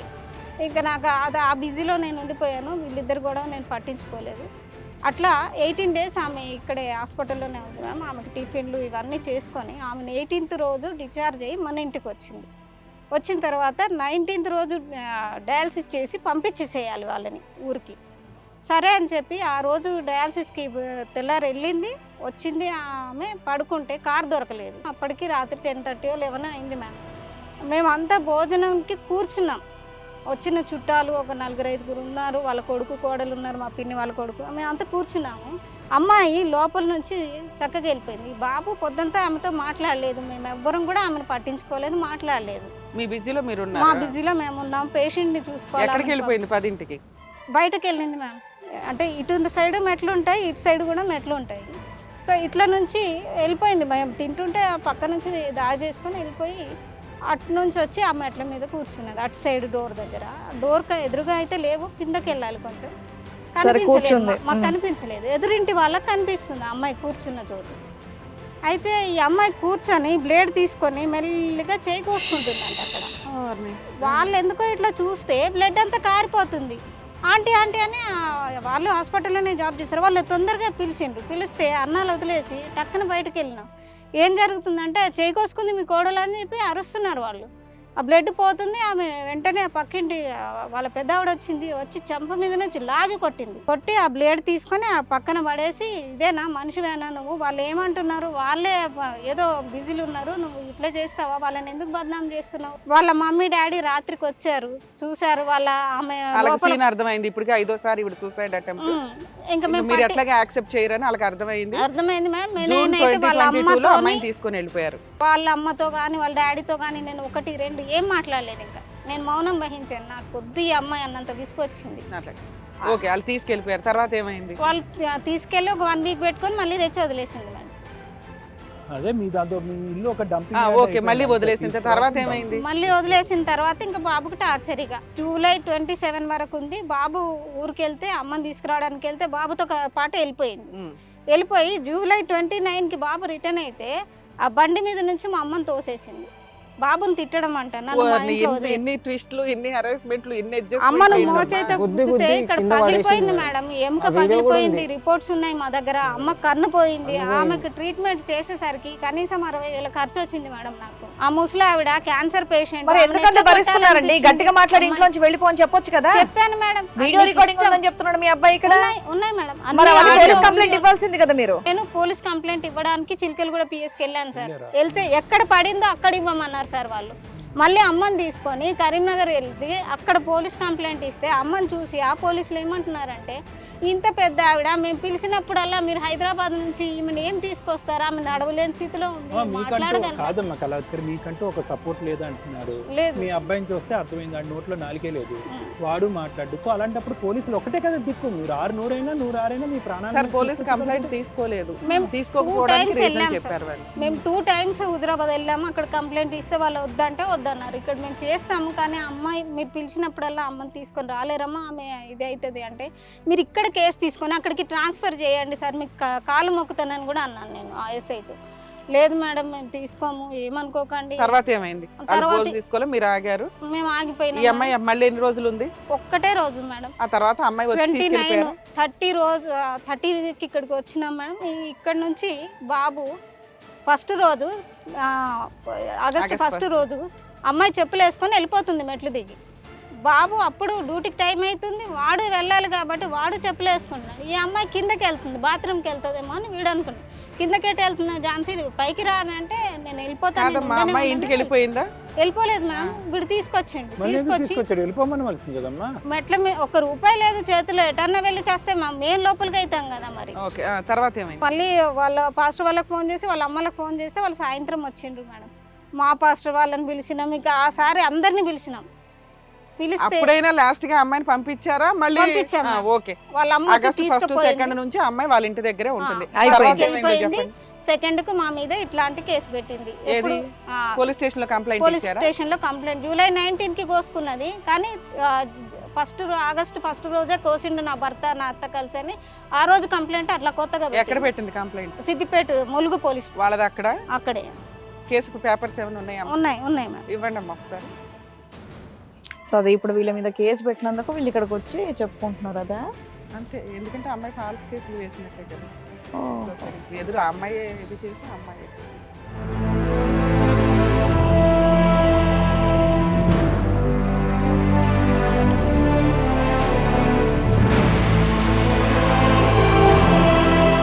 మళ్ళీ కేసులు పెట్టిన తర్వాత మేడం ఇవన్నీ మళ్ళీ ఫోన్ చేసి పట్టుకున్నాను. నువ్వు రా నన్ను తీసుకుపో, నేను ఇట్లుండను అట్లుండను అని అంటే మళ్ళీ పోయినాం మేడం. ఇప్పుడు కేసులు పెట్టి ఏం పోలీస్ ఆశిస్తుంది ఆవిడ స్టేషన్ మీ దగ్గర నుంచి? ములుగు పోలీస్ స్టేషన్ లో ఇది ఎఫ్ఐఆర్ కాపీ. దీని గురించి మాట్లాడతా, ఈ సెక్షన్స్ గురించి లాస్ట్ లో మాట్లాడతాను. మమ్మల్ని ఏమైంది? పిలిచారు మేడం. కౌన్సిలింగ్ ఇచ్చారా? అంటే ఏమంటారు? కేసు కౌన్సిలింగ్ పెట్టిన తర్వాత సెకండ్ కేసు పెట్టిన థర్డ్ కి వాళ్ళ నుంచి ఒక పిలుపు వచ్చింది. కానిస్టేబుల్ వచ్చారు మేడం. వచ్చి వీడియోలు అన్ని తీసుకున్నారు, అన్ని రూమ్లు వీడియోలు తీసుకుని ఆడియో అదంతా చేసుకున్నారు. నేను ఏం మాట్లాడలేదు ఆయనతో. నేను ఈ రిపోర్ట్స్ మాత్రం ఆయన ముందు పెట్టాను మేడం. పెడితే ఆయన అవి కూడా ఫోటో తీసుకొని ఏం మాట్లాడలేదు మేడం. మీరు 5వ తారీఖు అక్కడ ఇది ఇప్పుడు కోర్టులో నడుస్తుందమ్మా లేకపోతే లేదు ఇంకా మేడం. పోలీస్ స్టేషన్ లో పోలీస్ స్టేషన్ లోనే ఉంది. సరే, మరి వాళ్ళతో మీరు ఏమనుకుంటున్నారు అంటే అమ్మాయిని తెచ్చుకుందామనా ఇంకొకసారి అయినా? మీకు ఆల్రెడీ అలవాటు కదా మాకు ఆవిడ వద్దు సూసైడ్ మేడం. చేసుకోవడం, మీరు తెచ్చుకోవడం. మాకొద్దు మేడం. ఆమె మరి ఈ మమ్మల్ని కేసు చంపడం. ఏమైనా సెటిల్మెంట్ ఎందుకు చేసుకోలేదు? మ్యూచువల్ డైవర్స్ ఏమైనా అడిగారా? వాళ్ళు అసలు డైవర్స్ ఇస్తా అంటలేరు, ఇయ్యను అంటలేరు. వానికి నేను పోనని పిల్ల అంటది. అమ్మాయి కూడా రానంటుంది, మీకు తెచ్చుకోవడం ఇష్టం లేదు. ఇష్టం లేదు. ఇక్కడికి ఎందుకు వచ్చారమ్మా మీరు? ఇక్కడికంటే ఇప్పుడు ఇది ఒక్క కేసే వేసిందా ఇంకేమైనా కేసులు ఉన్నాయి? మీకు తెలిసి ఇది ఒకటే. ఓకే, అయితే పంచాయతీలు కూడా పెట్టించారు మేడం. మేము 1 year అవుతుంది కదా ఇప్పటికే. 1 year లో పంచాయతీలు అయినాయా? పోయిన ఇయర్ లో సెప్టెంబర్ 4వ తారీఖు మాట్లాడుకుందాం కేసు పెట్టిన తర్వాత. ఆగస్టులో కేసు పెట్టింది, సెప్టెంబర్ 4వ తారీఖు మమ్మల్ని రమ్మంటే తల్లి కొడుకులం ఇద్దరం కలిసి వెళ్ళినాం మేడం. ఆ పాస్టర్ వాళ్ళంతా ఉన్నారు, కానీ ఊరోళ్ళందరూ కలిసి మమ్మల్ని చితకబాదిండ్రు మేడం. నా ఫోను లాక్కున్నారు, నా రింగ్. ఎందుకు మిమ్మల్ని ఎందుకు కొట్టారు? మిమ్మల్ని ఎందుకు కొట్టారు? వాళ్ళకి ఊరు వాళ్ళకి తెలియదు వాళ్ళకి మేడం రివర్స్ ఇదంతా. చెప్పారు, అమ్మాయిని కోసిండు ఇదంతా చెయ్యి. ఊరు వాళ్ళకి తెలియదు. అమ్మాయిని ఇట్లా ఇట్లా అరెస్ట్ కలుపుకొని చేస్తున్నాడు ఉన్నదని. అబ్బాయి వాళ్ళ అనేసి ఇంటికి కూడా వాళ్ళకి తీసుకొని అబ్బా, మీరు పోయి దేవుణ్ణి నమ్ముకుంటారు కదా. అవును మీరు ఫాస్టర్ దగ్గర నుంచి వచ్చింది మీకు ఈ సంబంధం. అవును. పెంచాడు ఆయన. అవును, ఆయన అంత అబద్ధాలు చెప్పాడా? ఆయననే అబద్ధం చెప్పింది. 10 సార్లు మిమ్మల్ని బతిమలాడి ఎక్స్క్యూజ్ చేయించుకొని ఉమ్. ఎదురు ఊరు పెద్దలందరికీ వీళ్ళే కోసి వీళ్ళే హింసించారు, అందుకే అమ్మాయి సూసైడ్ అటెంప్ట్ చేసింది, వీళ్ళందరినీ కొట్టండి అని ఆయన అన్నాడా? ఆయన- దేవుడు ఏందమ్మా నేనైతే మీ దాంట్లో? తెలియదు మ్యామ్, ఆయన మేడం, చెప్పిండో దేవుడు లేదో లేడు నాకు వాళ్ళు. తెలియదు. ఊరోళ్ళు కొడుతుంటే సాక్ష్యం కూడా ఆయన అక్కడే ఉన్నాడు, ఆయన భార్య ఆయన ఉన్నది. ఆపలేదు, వాళ్ళు మానవత్వంతో ఆపలేదు కూడా. ఆపలేదు నిజం తెలిసిన వ్యక్తి ఆపల. ఆపలే. ఓకే, తర్వాత ఆ తర్వాత 100 నెంబర్కి బాబు డైల్ చేస్తే అక్కడ నుంచి పోలీసు వాళ్ళు వచ్చి మమ్మల్ని ఒంటి మామిడి తీసుకొచ్చి బండి లాక్కున్నారు, నా ఫోను, నా రింగ్, చైన్ అన్ని లాక్కున్నారు, గోల్డ్. ఉమ్. మమ్మల్ని బ్రతికించారు. ఇంకా వాళ్ళు పోలీసు వాళ్ళు వచ్చి మమ్మల్ని ఒంటి మామిడి దాకా ఆటోలో తీసుకొచ్చి అక్కడ నుంచి బస్సు ఎక్కిస్తే మేము జూబ్లీలో దిగి నడుచుకుంటూ ఆటో బుక్ చేసుకొని ఇంటికి వెళ్ళిపోయినాం. ఉమ్. ఇంటికి వెళ్ళిపోయిన తర్వాత ఇంకెప్పుడు జీవితంలో ఒంటి మామిడిలో అడుగు పెట్టమని అనుకున్నాం మేడం. ఇంకా మాకు వద్దు, అమ్మాయిని డిసైడ్ అయిపోయాం. మమ్మల్ని చాలా దెబ్బలు కొట్టారు. నేను గాంధీలో అడ్మిట్ సో అయ్యాను. ఈ 1 year నుంచి మీకు ఏ పెద్ద మనుషులు పంచాయతీ జరగలేదు? అయింది మేడం. మార్చి 29 రోజు ఉమెన్ రైట్స్ కి పాస్టర్ మీద కంప్లైంట్ నేనే ఇచ్చిన. ఓకే, ఇస్తే ఆ ఉమెన్ రైట్స్ ఆమె వచ్చి ఆ మేడం మాట్లాడతానని పిలిపించింది. పిలిపిస్తే ఆమెకు కూడా డబ్బులు ఇచ్చుకొనేసారు. హ్యూమన్ రైట్స్ అనకూడదు. ఆ పిల్లని ఎందుకు అంతగానం సపోర్ట్ చేస్తున్నారు వాళ్ళందరూ అనేది నాకు అర్థం కావట్లేదు. చెప్తాను మేడం, ఎందుకంటే ఇట్లాంటి కేసెస్ అన్ని కామన్ ఇలాగే ఉంటాయి. వీళ్ళు గొంతు నా ముందే 3,000 ఇచ్చిండు మేడం. 30,000 ఇస్తాను, 3,000 అయితే అడ్వాన్స్ గా పెట్టుకో మేడం అని పాస్టరే నా ముందు నా కళ్ళ ఓకే, ముందు ఆ జరిగింది. సెటిల్మెంట్ క్యాన్సిల్ అయింది. అది క్యాన్సిల్ అయిపోయింది ఇంకా మేడం. అప్పటి నుంచి సైలెంట్ ఉన్నారు. సైలెంట్ ఉన్నాము. అనేక మందితోని ఇప్పుడు పెద్దలని శ్రీశైలం మల్లికార్జున టెంపుల్లో నుంచి ఒక చైర్మన్ మాకు కాల్ చేశాడు, రమ్మని పంచాయతీ కంటే అయ్య, ఈసారి మీరు చంపడానికి క్రిస్టియన్స్ డిసైడ్ అయిపోయారు వాళ్ళు. మేము వెళ్ళము అనేసి టెంపుల్ వాళ్ళ డాడీ అక్కడికి వెళ్ళాడంట. ఆయన ఓకే, రక్షించమని. తెలిసిన వాళ్ళేమో మాకు తెలియదు. వాళ్ళంతా మమ్మల్ని పెద్ద వాళ్ళు ఫోన్లు చేయడం, మమ్మల్ని బెదిరించడం, టార్గెట్ చేసి మేమన్నా ఎక్కడికి రాం, వస్తే మీరు మా ఇంటికి రండి, చంపేసిపోతే చంపేసుకోండి, కొడతారా కొట్టండి ఇంకోసారి, మేము ఎందుకంటే పొరపాటు చేసినాం, మా జీవితంలో క్షమించము అని అనుకున్నాం కదా, క్షమించినాము, అందుకు మేము అనుభవించాల్సిందే. మేలు చేసి కీడు అనుభవిస్తున్నాము, అది దేవుడు మాకు రాసి పెట్టాడు. మీరు ఏమైనా చేయండి, మా ఇంట్లో నుంచి మేము కదలము, ఎక్కడికి పంచాయతీలకు రాము, ఎక్కడికి రాము ఇక్కడికి ఎందుకు వచ్చారమ్మా? అని చెప్పి మేము డిసైడ్ అయిపోయి ఎవరితో ఎక్కడికి వెళ్ళలేదు మేడం. ఇప్పుడు ఇక్కడికి ఎందుకు వచ్చామంటే అమ్మాయి కనీసము విడాకులు ఇస్తా అంటలేదు, నేను రాను అంటుంది. సరే ఏదో ఒకటి చేసుకుంటే అయిపోతుంది కదా, డైవర్స్ చేసుకుంటే ఇద్దరం ఎవరి దారి వాళ్ళు అండర్స్టాండింగ్ చూసుకోవచ్చు కదా. నేను ఎంతకాలం చేసి పెట్టాలి మా అది బాబుకి, కాకుండా నాకు కండిషన్స్ ఇబ్బంది. ఏంటమ్మా? అది కాకుండా కండిషన్స్ ఏంటి? ఇందాక ఏదో 10 లక్షలు అని ఒక మాట అన్నారు. వాళ్ళు 10 లక్షలు డిమాండ్ చేస్తున్నారు. నేను ఇప్పుడు డైవర్స్ ఇస్తే నాకు 10 లక్షలు రిటర్న్ So, కాంపెన్సేషన్ రూపంలో 10 lakhs అడుగుతున్నారు అడుగుతున్నారు. పిల్ల జీవితానికి. ఇంకేం అడుగుతున్నారమ్మా? అదే 10 లక్షలు ఇవ్వాలి. మళ్ళీ డ్రైవర్స్ కావాలంటే ఇంకా ఏమేమి అడుగుతున్నారు? అదే 10 లక్షలు అడిగారు సార్. వాళ్ళు పెట్టినవి అన్ని వాళ్ళకి రిటర్న్ కావాలని అడిగారు. బండి అయితే ఆల్రెడీ లాగేసుకున్నారు, ఇంకేముంది ఆ రోజు కొంచెం తీసేసుకున్నారు. బెడ్డే కదా, అది బండి కూడా అయితే వెనక్కి వేసుకోండి, వెళ్ళిపోయింది. కావాలంటే నాకేం అక్కర్లేదు, నాకు కావాల్సినంత ఉంది అనేసి అన్నాను. Hmm. ఇది మా సార్ మీరు ఏమైనా జరిగింది. ఒప్పుకున్నారా? ఇంతవరకు ఇవ్వగలం అని ఏదైనా మేము ఒప్పుకున్నారా? ఏమీ ఒప్పుకోలేదు. ఒప్పుకోలేదు. నేను 2 లక్షలు వాళ్ళు ఇచ్చినవి కూడా నేను ఇవ్వను, పెళ్లిలోనే ఖర్చు అయిపోయాయి. ఎందుకంటే నేను ఆల్రెడీ ఇవ్వను కాదు, మీకు ఉందా అసలు ఇచ్చే లేదు స్తోమత ఉందా? లేదు సార్, నేను మాకు చాలా తెలియదు కదా. లేదు సార్. జనవరిలో అబ్బాయిని తీసుకెళ్ళి కూడా అటే పెట్టుకుందాం అనేసి కొంచెం ప్లాన్ చేశారు, నాకు ఎంతో కొంత పంపిద్దాం అనేసి అటే పెట్టుకుందాం అని కూడా ప్లాన్ చేశారు వాళ్ళు. అక్కడ నుండి బాబుతో నాకు ఫోన్ చేయించి మాట్లాడారు కూడా. నేనన్నా నాకున్నదే ఒక్క కొడుకు, నాకు కూతురు పెళ్ళి అయిపోయింది, నాకు కొడుకు కదా నాకు చూసేది, ఎట్లా పెట్టుకుంటారు? నన్ను కొట్టి మేడం ఎట్లా చేస్తుంది చూడండి, ఎట్లా గీకుతుండే, ఇట్లా ఇలా చేస్తుండే, ముందు నా పక్కన ఉంటుంది. ఎంత కొడుతుంటే నువ్వేం చేస్తున్నావు? ఏమనలేను మేడం, చచ్చిపోతా అంటది. ఏమనంటే నేను ఇటు చెప్పుకోలేను, ఎవరితో చెప్పుకోవాలి మేడం, ఇటు వీళ్ళతో చెప్పుకోలేను, దోస్తులతో చెప్పుకోలేను, ఎవరితో చెప్పుకోలేను. ఏమనంటే చచ్చిపోతా అంటది, పక్కన ఉంటుంది చూడండి మేడం, మళ్ళీ ఏం చేయనట్టు కూర్చుంటుంది. So Kalyan sir, Ramya ma'am, so వీళ్ళ వర్షన్ అయితే మనం విన్నాం, బట్ అవతల వాళ్ళ వర్షన్ కూడా ఒకసారి విన్న తర్వాత మీరు చెప్తే బాగుంటుంది. ఓకే. సో ఒకసారి నేను ఇప్పుడు మీ కోడలు వాళ్ళ అమ్మ నాన్న నంబర్స్ అనేది మేము తీసుకున్నాము, వాళ్ళకి ఒకసారి టైల్ చేస్తాను.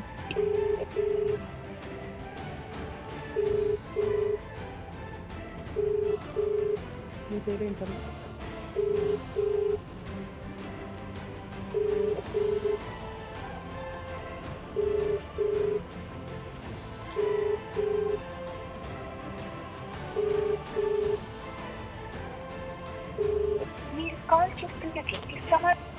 ఇంకో నెంబర్ కాల్ చేస్తాను. కాదండి, యాక్చువల్గా మన వాళ్ళు షో స్టార్ట్ అవడానికి ముందు మ్మ్. ఆ ఝాన్సీ అనే అమ్మాయికి వీళ్ళ కోడలికి మ్మ్. వాళ్ళ నాన్నగారికి కూడా ఫోన్ చేసి ఇంటిమేషన్ చేశారు. మ్మ్. మీ వర్షన్ ఏంటో కూడా చెప్పండి అమ్మా, వాళ్ళు ఇక్కడ న్యాయం కోసం మ్మ్. వచ్చారు మా దగ్గరికి మ్మ్. అని. అలాగేనండి మేము లిఫ్ట్ చేస్తాం అన్నారు. దగ్గర దగ్గర 1/2 అవర్ నుంచి మన వాళ్ళు ట్రై చేస్తున్నాం, అవును. లిఫ్ట్ చేయట్లా. మన ఆడియన్స్కి తెలియాలి కాబట్టి మీ ద్వారా కూడా ట్రై చేయించాం. సో అట్లీస్ట్ వాళ్ళు కాల్ మాట్లాడితే వాళ్ళ వర్షన్ కూడా వినడానికి ఉండేది. సో అవును. ఇలా తప్పించుకుంటున్నారంటేనే కొంత అర్థం అవుతుంది. తెలిసి కూడా ఈ షోలో ఈ రోజు వీళ్ళు కూర్చొని ఉన్నారని తెలిసి వాళ్ళు ఎక్స్ప్లెనేషన్ ఇవ్వడానికి వాళ్ళు రెడీ అవ్వాలి. అట్లీస్ట్ వాళ్ళకి So, కనిపించడం ఇష్టం లేదు, అట్లీస్ట్ ఫోన్ లో ఉన్న వాళ్ళు మాట్లాడొచ్చు. జెన్యూన్ అయ్యి ఉంటే మాట్లాడొచ్చు కదా. వాళ్ళ న్యాయం ఏం కోసం చేసినా వాళ్ళు చెప్పొచ్చు. మాట్లాడొచ్చు. వాళ్ళ ఫేస్ అనేది ఎలాగో రివీల్ అవ్వట్లేదు ఆ. కాబట్టి. సో డెఫినెట్ గా ఈవిడ ఇంత క్లియర్ గా ఇంత బాధ మొత్తం పాయింట్ టు పాయింట్ చెప్తుందంటే ఈవిడ వర్షనే కరెక్ట్ గా అన్నట్టు నాకు అనిపిస్తుంది. మరి డాక్టర్ గారు, కళ్యాణ్ సార్, మీరేమంటారు? మేడం ఇక్కడ ఏంటంటే బేసికలీ ఇంకా మనం పూర్తిగా అంటే వీళ్ళిద్దరితో మాట్లాడిన తర్వాత కూడా మనం ఇంకా పూర్తిగా ఇది చెప్పలేం, వాట్ ఎగ్జాక్ట్లీ హ్యాపెండ్ అనేటటువంటి చెప్పలేం. ఏంటంటే వీళ్ళున్న పొజిషన్లో వాళ్ళు కేసులు గీసులు ఇవన్నీ ఫిక్స్ చేయటం వల్ల వీళ్ళు మానసికంగా ఇబ్బంది పడి ఈరోజు ఇక్కడికి వచ్చారు. అంటే వాస్తవానికి ఏంటంటే అంటే మామూలుగా చెప్తున్నాను కళావతి గారు, ఝాన్సీ అనేటటువంటి అమ్మాయి కాదు, ఏదన్నా ఒక క్లయింట్ యొక్క మానసిక పరిస్థితి కానీ వ్యక్తిత్వం కానీ అసెస్ చేయడానికి కొన్ని గంటల టైం పడుతుంది. ఎందుకంటే అంత ఈజీ కాదు. ఈరోజు మీరు ఎంత చక్కగా వర్ణించి చిత్రీకరించి ఆ అమ్మాయి సూసైడ్ అటెంప్ట్లు చేసుకుంది, ఇది చేసింది, అది చేసింది అయినా కూడా వాస్తవానికి వాళ్ళు ఇక్కడికి వచ్చి కూర్చొని మాట్లాడేటట్టు అయితే కనుక, లేదంటే అట్లీస్ట్ ఫోన్ కాల్ ఎత్తినా కూడా మనకు అసలైనటువంటి వర్జన్ తెలిసి ఉంటుంది. ఈరోజు వాళ్ళు ఫోన్ ఎత్తలేదు అంటే కనుక రమ్య మేడం, అడ్వకేట్ మేడం చెప్పినట్టుగా వాళ్ళు అందరికీ సమాధానం చెప్పుకోలేక ఇక్కడికి ఉండేటటువంటి ప్రొఫెషనల్స్ పెద్ద మనుషులకి చెప్పుకుంటే కనుక ప్రశ్న మీద ప్రశ్న వచ్చి ఎక్కడన్నా దొరకపెట్టి అసలైన నిజం కక్కిస్తారేమో అనేటటువంటి భయం ఒకటై ఉండొచ్చు. రెండోది ఏంటంటే కనుక మనం ఏదన్నా ఒకటి కమిట్ అవుతే కనుక మనకి ఏ ప్రాబ్లం వస్తుంది అనేటటువంటి భయం ఉండొచ్చు. మూడోది ఏంటంటే నేర్పరితనం లేకపోయి ఉండొచ్చు. ఇలా రకరకాల కారణాలు. But at the end of the day ఒక అటువైపు ఉండేటటువంటి మనుషుల్ని మనం పూర్తిగా చూడకుండా కేవలం ఈ అమ్మాయి XYZ చేసింది కాబట్టి ఈ అమ్మాయి దొంగ అనేది మనం చెప్పాలి. ఓకే, అది నెంబర్ 1. నెంబర్ 2 ఏంటంటే ఇక్కడ క్లియర్ కట్గా మేడం ఇది అంటే ఇదేదో అంటారు చూడండి, చేతులు కాలేక ఆకులు పట్టుకోవటం అంటారు చూడండి, అది Yeah. చాలా చక్కగా ఇక్కడ డిస్ప్లే చేయొచ్చు అన్నమాట. ఎందుకంటే సైకలాజికల్లీ ఇక్కడ మనం చూసుకుంటే, వ్యక్తిత్వ పరంగా చూసుకుంటే కళావతి గారు 99.5% మాట్లాడారు, ప్రవీణ్ 0.5% కూడా మాట్లాడారు. సో ఇందాకే నేను అన్నాను, నోట్లో 4 లేదు ఈ అబ్బాయికి డ్రైవింగ్ తప్ప ఏమీ రాదు అని చెప్పి ఇందాకే నేను చెప్పాను.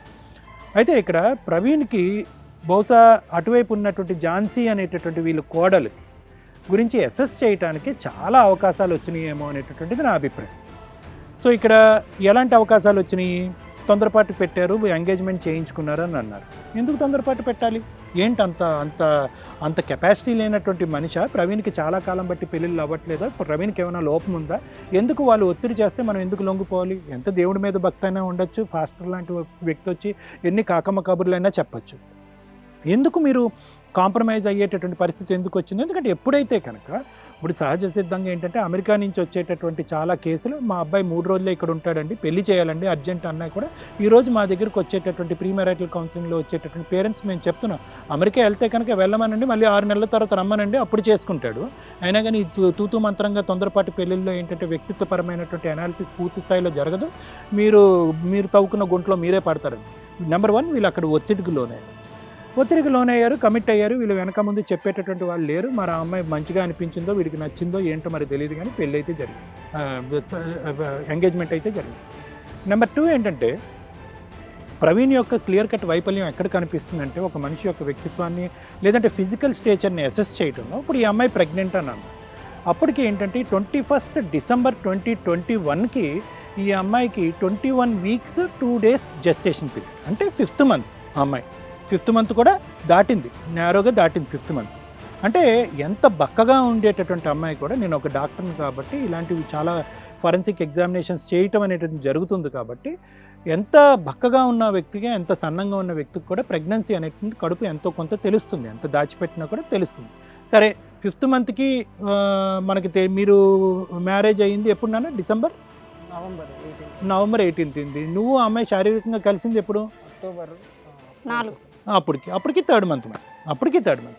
సో ఇక్కడ ఏంటంటే కనుక ప్రవీణ్కి ఇక్కడ ఏంటంటే 3rd month ఉండేటటువంటి ప్రెగ్నెంట్ అమ్మాయి ఎలా ఉంటుందో, ఆ అమ్మాయితో శారీరకంగా కలిసినప్పుడు ఏంటిది అనేటటువంటి క్వశ్చన్ మార్కు రాలేదు, డౌటు రాలేదు. నెంబర్ 1.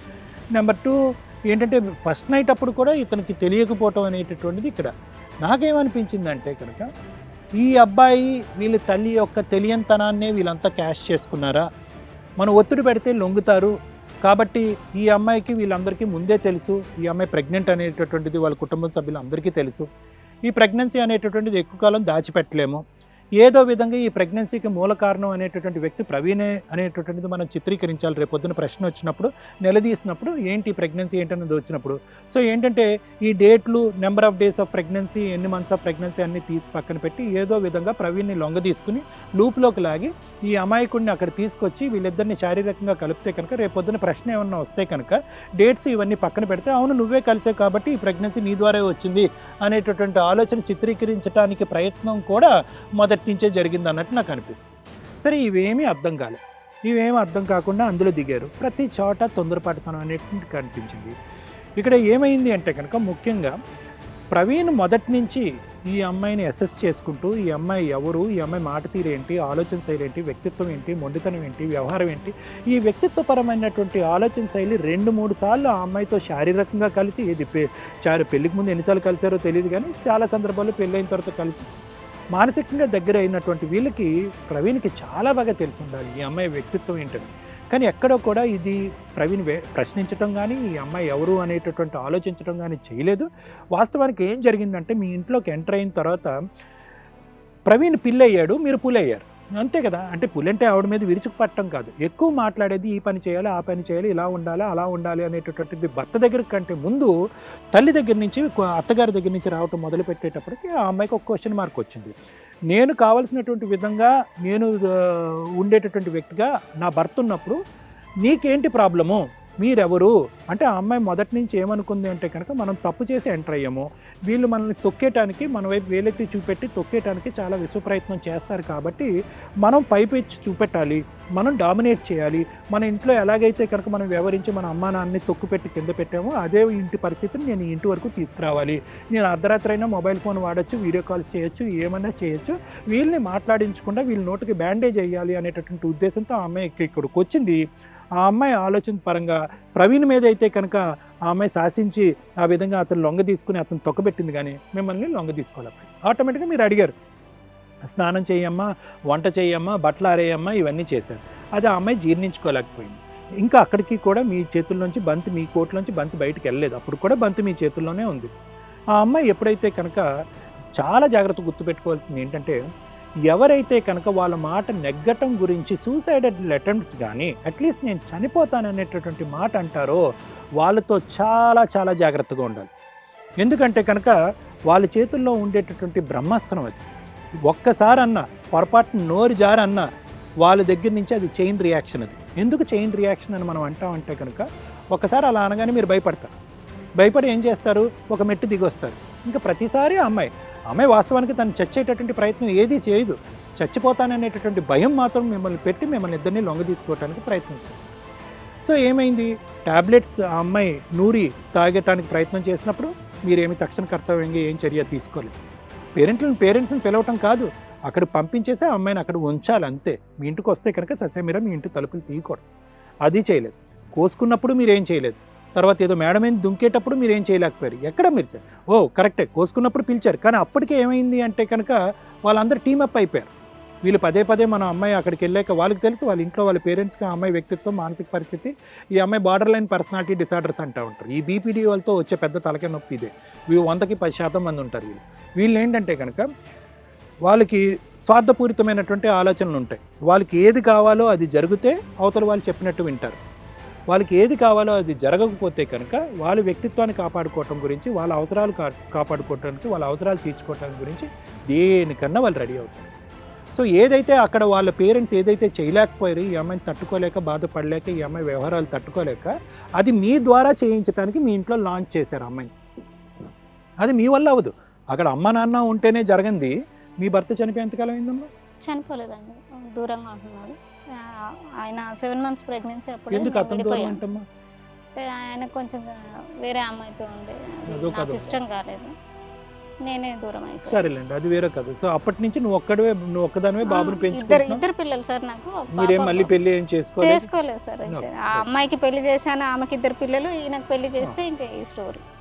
సో ఫైనల్గా ఏమైంది అంటే కనుక ఆ అమ్మాయి అన్ని ప్రయత్నాలు చేసిన తర్వాత ఆ అమ్మాయికి ఆటోమేటిక్గా ఈరోజు ఆ అమ్మాయే అంత హింస పెట్టి అన్ని రకాలుగా చేసినటువంటి సూసైడ్ చేసుకున్నటువంటి అమ్మాయి వాస్తవానికి వీళ్ళు బాధితుల పొజిషన్లో ఉండవలసినటువంటి వీళ్ళు ముందుకెళ్ళి వీళ్ళు కేసు పెట్టకుండా పోయి ఆ అమ్మాయి పరిగెట్టుకుంటూ వెళ్ళి నేనే బాధితురాలని, వీళ్ళే క్రిమినల్స్ అన్నట్టుగా ఆ అమ్మాయి కేసు పెట్టేటటువంటి ధైర్యం వచ్చిందంటే కనుక ఈ ధైర్యం ఎక్కడి నుంచి వచ్చింది?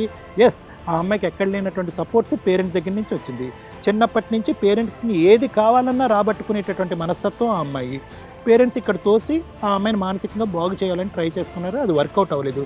ఫైనల్గా ఆ పేరెంట్స్ కూడా ఈ అమ్మాయి ఉచ్చులోకి వచ్చి ఈ అమ్మాయి కంప్లైంట్స్ పెడితే ఈ అమ్మాయి కంప్లైంట్స్, ఈ అమ్మాయి మనీ డిమాండ్ చేస్తే ఈ అమ్మాయి. ఫైనల్గా ఏంటంటే ఇటువంటి వ్యక్తిత్వాలు మారవు మేడం. ఇవేంటంటే వీటిని బీపీడీస్ అంటాం, బార్డర్ లైన్ పర్సనాలిటీ డిసార్డర్స్ అంటాం. చాలా స్వార్థపూరితమైనటువంటి ఆలోచన ఉంటుంది. నేను పట్టినటువంటి కుందేలకు 3 కాళ్ళు అనేటటువంటి మొండితనం ఉంటుంది. మీరు నాకు కావాల్సినటువంటి విధంగా ఉంటే కనుక నేను చచ్చిపోవటానికి ట్రై చేస్తాను అంటారు, కానీ చచ్చిపోరు. వీళ్ళు సూసైడ్ చేసుకోరు. సూసైడ్ చేసుకుంటారేమో అనేటటువంటి భయంతో మనమే లొంగిపోయి మనం మారిపోతూ ఉంటాం. సో కాబట్టి ఇక్కడ ఏంటంటే ఇప్పుడు ఇది వర్కౌట్ అయ్యేటటువంటి కేసు కాదు. ఒకప్పుడు వీళ్ళు ఎలాగా ఒప్పుకోవట్లేదు, ఆ అమ్మాయి కావాలని ఒప్పుకోవట్లేదు. ఒకప్పుడు వీళ్ళు కావాలి అని అనుకున్నా కూడా వీళ్ళకి ప్రతిరోజు దినదినంగా గండం 100 ఏళ్ళ ఆయుష్ అన్నట్టు ఉంటుంది వీళ్ళ జీవితాలు. సో ఫైనల్గా ఏంటంటే మేడం లీగల్గా రమ్య మేడం ఏంటంటే దీనికి ఏది స్మూత్గా వెళ్ళేటటువంటి ప్రాసెస్ ఏంటి అనేటటువంటిది సెక్షన్స్ పరంగా మేడం చెప్పగలగటం ఒకటి. రెండోది ఏంటంటే కనుక ప్రవీణ్కి రేపొద్దున ఇదంతా డివోర్స్ అయ్యి ఇదంతా ప్రాసెస్ ఒకప్పుడు అదృష్టం కొద్దీ వాళ్ళ నక్షత్రాలు బాగుంటాయి కనుక, వాళ్ళ స్టార్స్ బాగుంటాయి కనుక ప్రవీణ్కి రేపొద్దున డైవర్స్ వచ్చేటట్టు అయితే కనుక అసలు ఫస్ట్ ఆఫ్ ఆల్ ప్రవీణ్ యొక్క సైకాలజీ మారకుండా ఇతను మళ్ళీ ఇంకో పెళ్ళి అనేటటువంటి దాంట్లో దింపటం అనేటటువంటిది కరెక్ట్ కాదు. ఎందుకంటే ప్రవీణ్ది అమాయకత్వం అంటారా, తెలియనితనం అంటారా, లేదంటే ఇంకేమంటారో నాకు తెలియదు, కానీ ఆ అబ్బాయి సైకలాజికల్గా ఒక ఆలోచన శైలితో ఒక అవేర్నెస్ ఉంటే కనుక ఈ గండం ముందు నుంచే మీరు గట్టెక్కేటటువంటి అవకాశం ఉంటుంది, ఇన్ని సమస్యలు కొని తెచ్చుకోకుండా ఒక వ్యక్తిని విశ్లేషించడం కానీ. సో ఇది నా అభిప్రాయం. మిగతాదంతా కూడా రమ్య మేడం చెప్తాను. మేడం రమ్య గారు. మేడం ఈ కేసు అంతా మనం స్టడీ చేసిన తర్వాత యాక్చువల్గా ఒక 60-70% కేసెస్కి ఈ కేసు ఒక ఎగ్జాంపుల్. అంటే జెంట్స్ ఎంత సఫర్ అవుతున్నారు ఈరోజు లీగల్ ప్రొసీడింగ్స్లో అనటానికి పర్ఫెక్ట్ ఎగ్జాంపుల్ కింద లెక్క. ఎందుకు వీళ్ళతో ఇంతసేపు మనం మాట్లాడించామంటే ఎప్పుడు కూడా డాక్యుమెంట్స్ మాట్లాడతాయి మాకు. ఇంత ఇంత సేను అంతా మనం విన్న తర్వాత రియాలిటీ ఏంటి అనేది మాకున్న సీనియారిటీ ప్రకారం మాట్లాడతాం. ఇప్పుడు సైకాలజిస్ట్ సార్ ఎట్లా అంటే బ్రెయిన్ గురించి మాట్లాడాలి కాబట్టి ఎక్కువసేపు అవతల వాళ్ళని కూడా వినాలి. మేము ఇక్కడ వన్ సైడ్ ఉన్నా కూడా డాక్యుమెంట్స్ ద్వారా ఏం జరిగి ఉండొచ్చు. నెక్స్ట్ వీళ్ళు ఆల్రెడీ కొన్ని వీడియోస్ కూడా మనకు చూపించారండి. అవి మనం వాళ్ళు వద్దన్నారని మనం చూపించట్లేదు, కానీ ఇన్ కేసు కోర్ట్ అయితే 100% వాటిని యాక్సెప్ట్ చేస్తారు. ఆ వాటిలో క్లియర్గా ఉంది ఆ అమ్మాయికి సూసైడ్ టెండెన్సీలు ఎంత సివియర్గా ఉన్నాయి, తను అరిచే అరుపులు కానీ ఇవన్నీ. నాకు తెలిసి ఈ ఫైటింగ్ చేస్తున్నది అమ్మాయి కాదు, అమ్మాయి తరపు వాళ్ళు, అమ్మాయి పేరెంట్స్, అమ్మాయికి సంబంధించిన పెద్ద మనుషులు. ఎందుకు అంటే ఇక్కడ ఈ కేసు ప్రొసీడింగ్స్కి మెయిన్ స్టెప్ ఒక అవసరం, ఒక ఆశ. వీళ్ళ అవసరం, వీళ్ళ ఆశ ఈరోజు వీళ్ళని ఇక్కడ కూర్చోబెట్టింది. ఎందుకు? ఆల్రెడీ ఈ అబ్బాయికి ఆల్రెడీ 25 ఏళ్ళు ఉన్నాయి, అప్పటి నుంచి భర్త లేరు. ఉన్నంతలో ఆవిడే హోల్ అండ్ సోలు నుంచొని కుటుంబాన్ని నడిపించుకుంటూ వచ్చింది కాబట్టి పిల్లాడు ఆటోమేటిక్గా తల్లి మీద డిపెండెంట్. అంత బ్రాడ్గా అంత విచ్చలవిడిగా అయితే అతను లేడు, అమాయకంగా పెరిగాడు. అంటే ఈ రోజున ఎట్లా అయిపోయిందంటే అమాయకంగా పెరగడం కూడా తప్పే, దానివల్ల ఈ కేసులో ఇరుక్కున్నట్టు లెక్క. సో ఈ ప్రాసెస్కి వచ్చేసరికి మనం మెడికల్ డాక్యుమెంట్స్, లీగల్ డాక్యుమెంట్లు చూస్తే అమ్మాయి ఆల్రెడీ మిస్టేక్ చేసింది. వీళ్ళకున్న ఇప్పుడు ఈ కేసు బట్టి చూస్తే వీళ్ళ అమ్మాయికి ఉన్న బ్యాక్గ్రౌండ్ బట్టి నిజంగా రేప్ జరిగితే వాళ్ళని తోలుతీసి ఆరేసేసేవాళ్ళు వాళ్ళు. ఎందుకంటే అది చాలా సీరియస్ టాపిక్. సో దాన్ని బయటికి కూడా రానివ్వరు. ఒకవేళ రేప్ కేసులు వేసినా కానీ అమ్మాయి గురించి ఎవరికి తెలియదు. వాళ్ళు ఇచ్చే కంప్లైంట్, వాళ్ళకున్న బ్యాక్గ్రౌండ్, వాళ్ళు ఫైనాన్షియల్గా వీళ్ళకంటే చాలా బెటర్. సో ఆ పొజిషన్లో వాళ్ళకున్న అమ్మాయి లవ్లో చేసిన మిస్టేక్స్, ఎందుకంటే అమ్మాయికి ఆల్రెడీ అలవాటు మనకు తెలుస్తుంది. ఈ ప్రాసెస్లో వాళ్ళు ఏం చేశారంటే దాన్ని సప్రెస్ చేయడానికి మేబీ ప్రెగ్నెన్సీ అనేది వాళ్ళకి అంత త్వరగా తెలిసి ఉండకపోవచ్చు. ఆవిడ ఆల్రెడీ సీక్రెట్లు మెయింటైన్ చేస్తే గబుక్కుని చెప్పదు. లవ్ ఇదేదో జరిగింది, ఓకే ఈ అమ్మాయిని అవి కట్ చేసి ఒక బక్కరా ఫ్యామిలీ అక్కడ దొరుకుతారు. అంటే మనం ఏం చెప్తే అది వినాలి. వాళ్ళకి వెనకాల ఎవరు బ్యాక్గ్రౌండ్ ఉండకూడదు, పెద్ద సపోర్ట్ చేసే వ్యక్తులు ఉండకూడదు. అది అలా వెతుక్కున్నప్పుడు వీళ్ళు దొరికారు. వాళ్ళకి ఉన్నది ఒకటే అమ్మని తొక్కి పక్కన పెట్టచ్చు. ఎందుకంటే ఈ రోజున అత్త అనే క్యారెక్టర్కి పెద్దగా లీగల్గా సపోర్ట్ లేదు. అత్తలుగా హెరాస్మెంట్ చేసే సీన్లు ఉన్నా కూడా చాలా తక్కువ పర్సంటేజ్. ఎందుకంటే అమ్మ నువ్వు బయట ఉండమ్మా, వాళ్ళిద్దరూ హ్యాపీగా ఉండడం ఇంపార్టెంట్ అని సపరేట్ ఫ్యామిలీస్కి కూడా పెద్ద మనుషులు కానీ లీగల్గా కానీ కౌన్సిలింగ్లు ఇచ్చినప్పుడు ఎంకరేజ్ చేస్తున్నాం. ఎందుకంటే కాపురం నిలబడటం ఇంపార్టెంట్ ఇక్కడ. సో ఇక్కడ అత్త అనే క్యారెక్టర్కి అంత క్రూయాలిటీ గ్రౌండ్ ఉంటుంది అనేది చెప్పలేం మనం. మరి ఇక్కడ వీళ్ళని ఎందుకు చూస్ చేసుకున్నారంటే అబ్బాయి అమాయకం, వెనకాల బ్యాక్గ్రౌండ్ లేదు, మనం కొంచెం ఫైనాన్షియల్గా ఇది కాబట్టి వీళ్ళు పెళ్లి కూడా చేసుకోలేని పరిస్థితి. పెళ్లి ఖర్చులు కూడా వాళ్ళని, ఆ బాబు మా పరిస్థితి ఇది, అబ్బాయి పెళ్లి చేసుకుంటాడు, అమ్మాయి బాగానే ఉంది, ఆ అబ్బాయికి కూడా నచ్చింది, మరి పెళ్లి ఖర్చులు మీరే పెట్టుకుంటానంటే అన్నప్పుడు వీళ్ళ ఆశ బయటకు వచ్చింది. ఏది ఓకే పెళ్లి ఖర్చులు వాళ్ళే పెట్టుకుంటారు, మంచి ఫ్యామిలీ దొరికింది అబ్బాయికి, మేము నలుగురికి చెప్పుకోవడానికి బాగుంది, మా అబ్బాయికి మంచి తోపు ఫ్యామిలీ దొరికింది అన్న ఒక ఆశతో వీళ్ళు చేసిన పని ఈ రోజున ఇక్కడ కూర్చోబెట్టింది. ఇక్కడ మనం ఏ రిలీజియన్ ప్రకారం మ్యారేజ్ అయిందని ఎందుకంటాము అంటే ఈ ప్రాసెస్లో ఒకవేళ డైవర్స్ కేసులు వేయాలన్నా, లీగల్గా ప్రొసీడ్ అవ్వాలన్నా మనకి కామన్ లా వచ్చే వరకు కూడా ఆయా యాక్ట్ల ప్రకారం, ఆయా చట్టాల ప్రకారం కేసులు, సెక్షన్స్ ఉంటాయి. ఇంకా కామన్ లా రాలేదు, వస్తే కనుక అందరూ ఒకే కేసు, ఒకే చట్టం, అప్పుడు మనం అది మాట్లాడదాం. ఇక్కడ క్రిస్టియన్ మ్యారేజ్ అయింది. యాక్చువల్గా మేము క్రిస్టియన్ కేసులు చూసినప్పుడు అంటే చాలా వరకు ఒకసారి మ్యారేజ్ అయితే ఆ భర్తతోటే ఉండాలి. ఎందుకంటే క్రిస్టియన్ మతంలో డైవర్స్ అనేది లేదు, డైవర్స్ని వాళ్ళు యాక్సెప్ట్ చేయరు.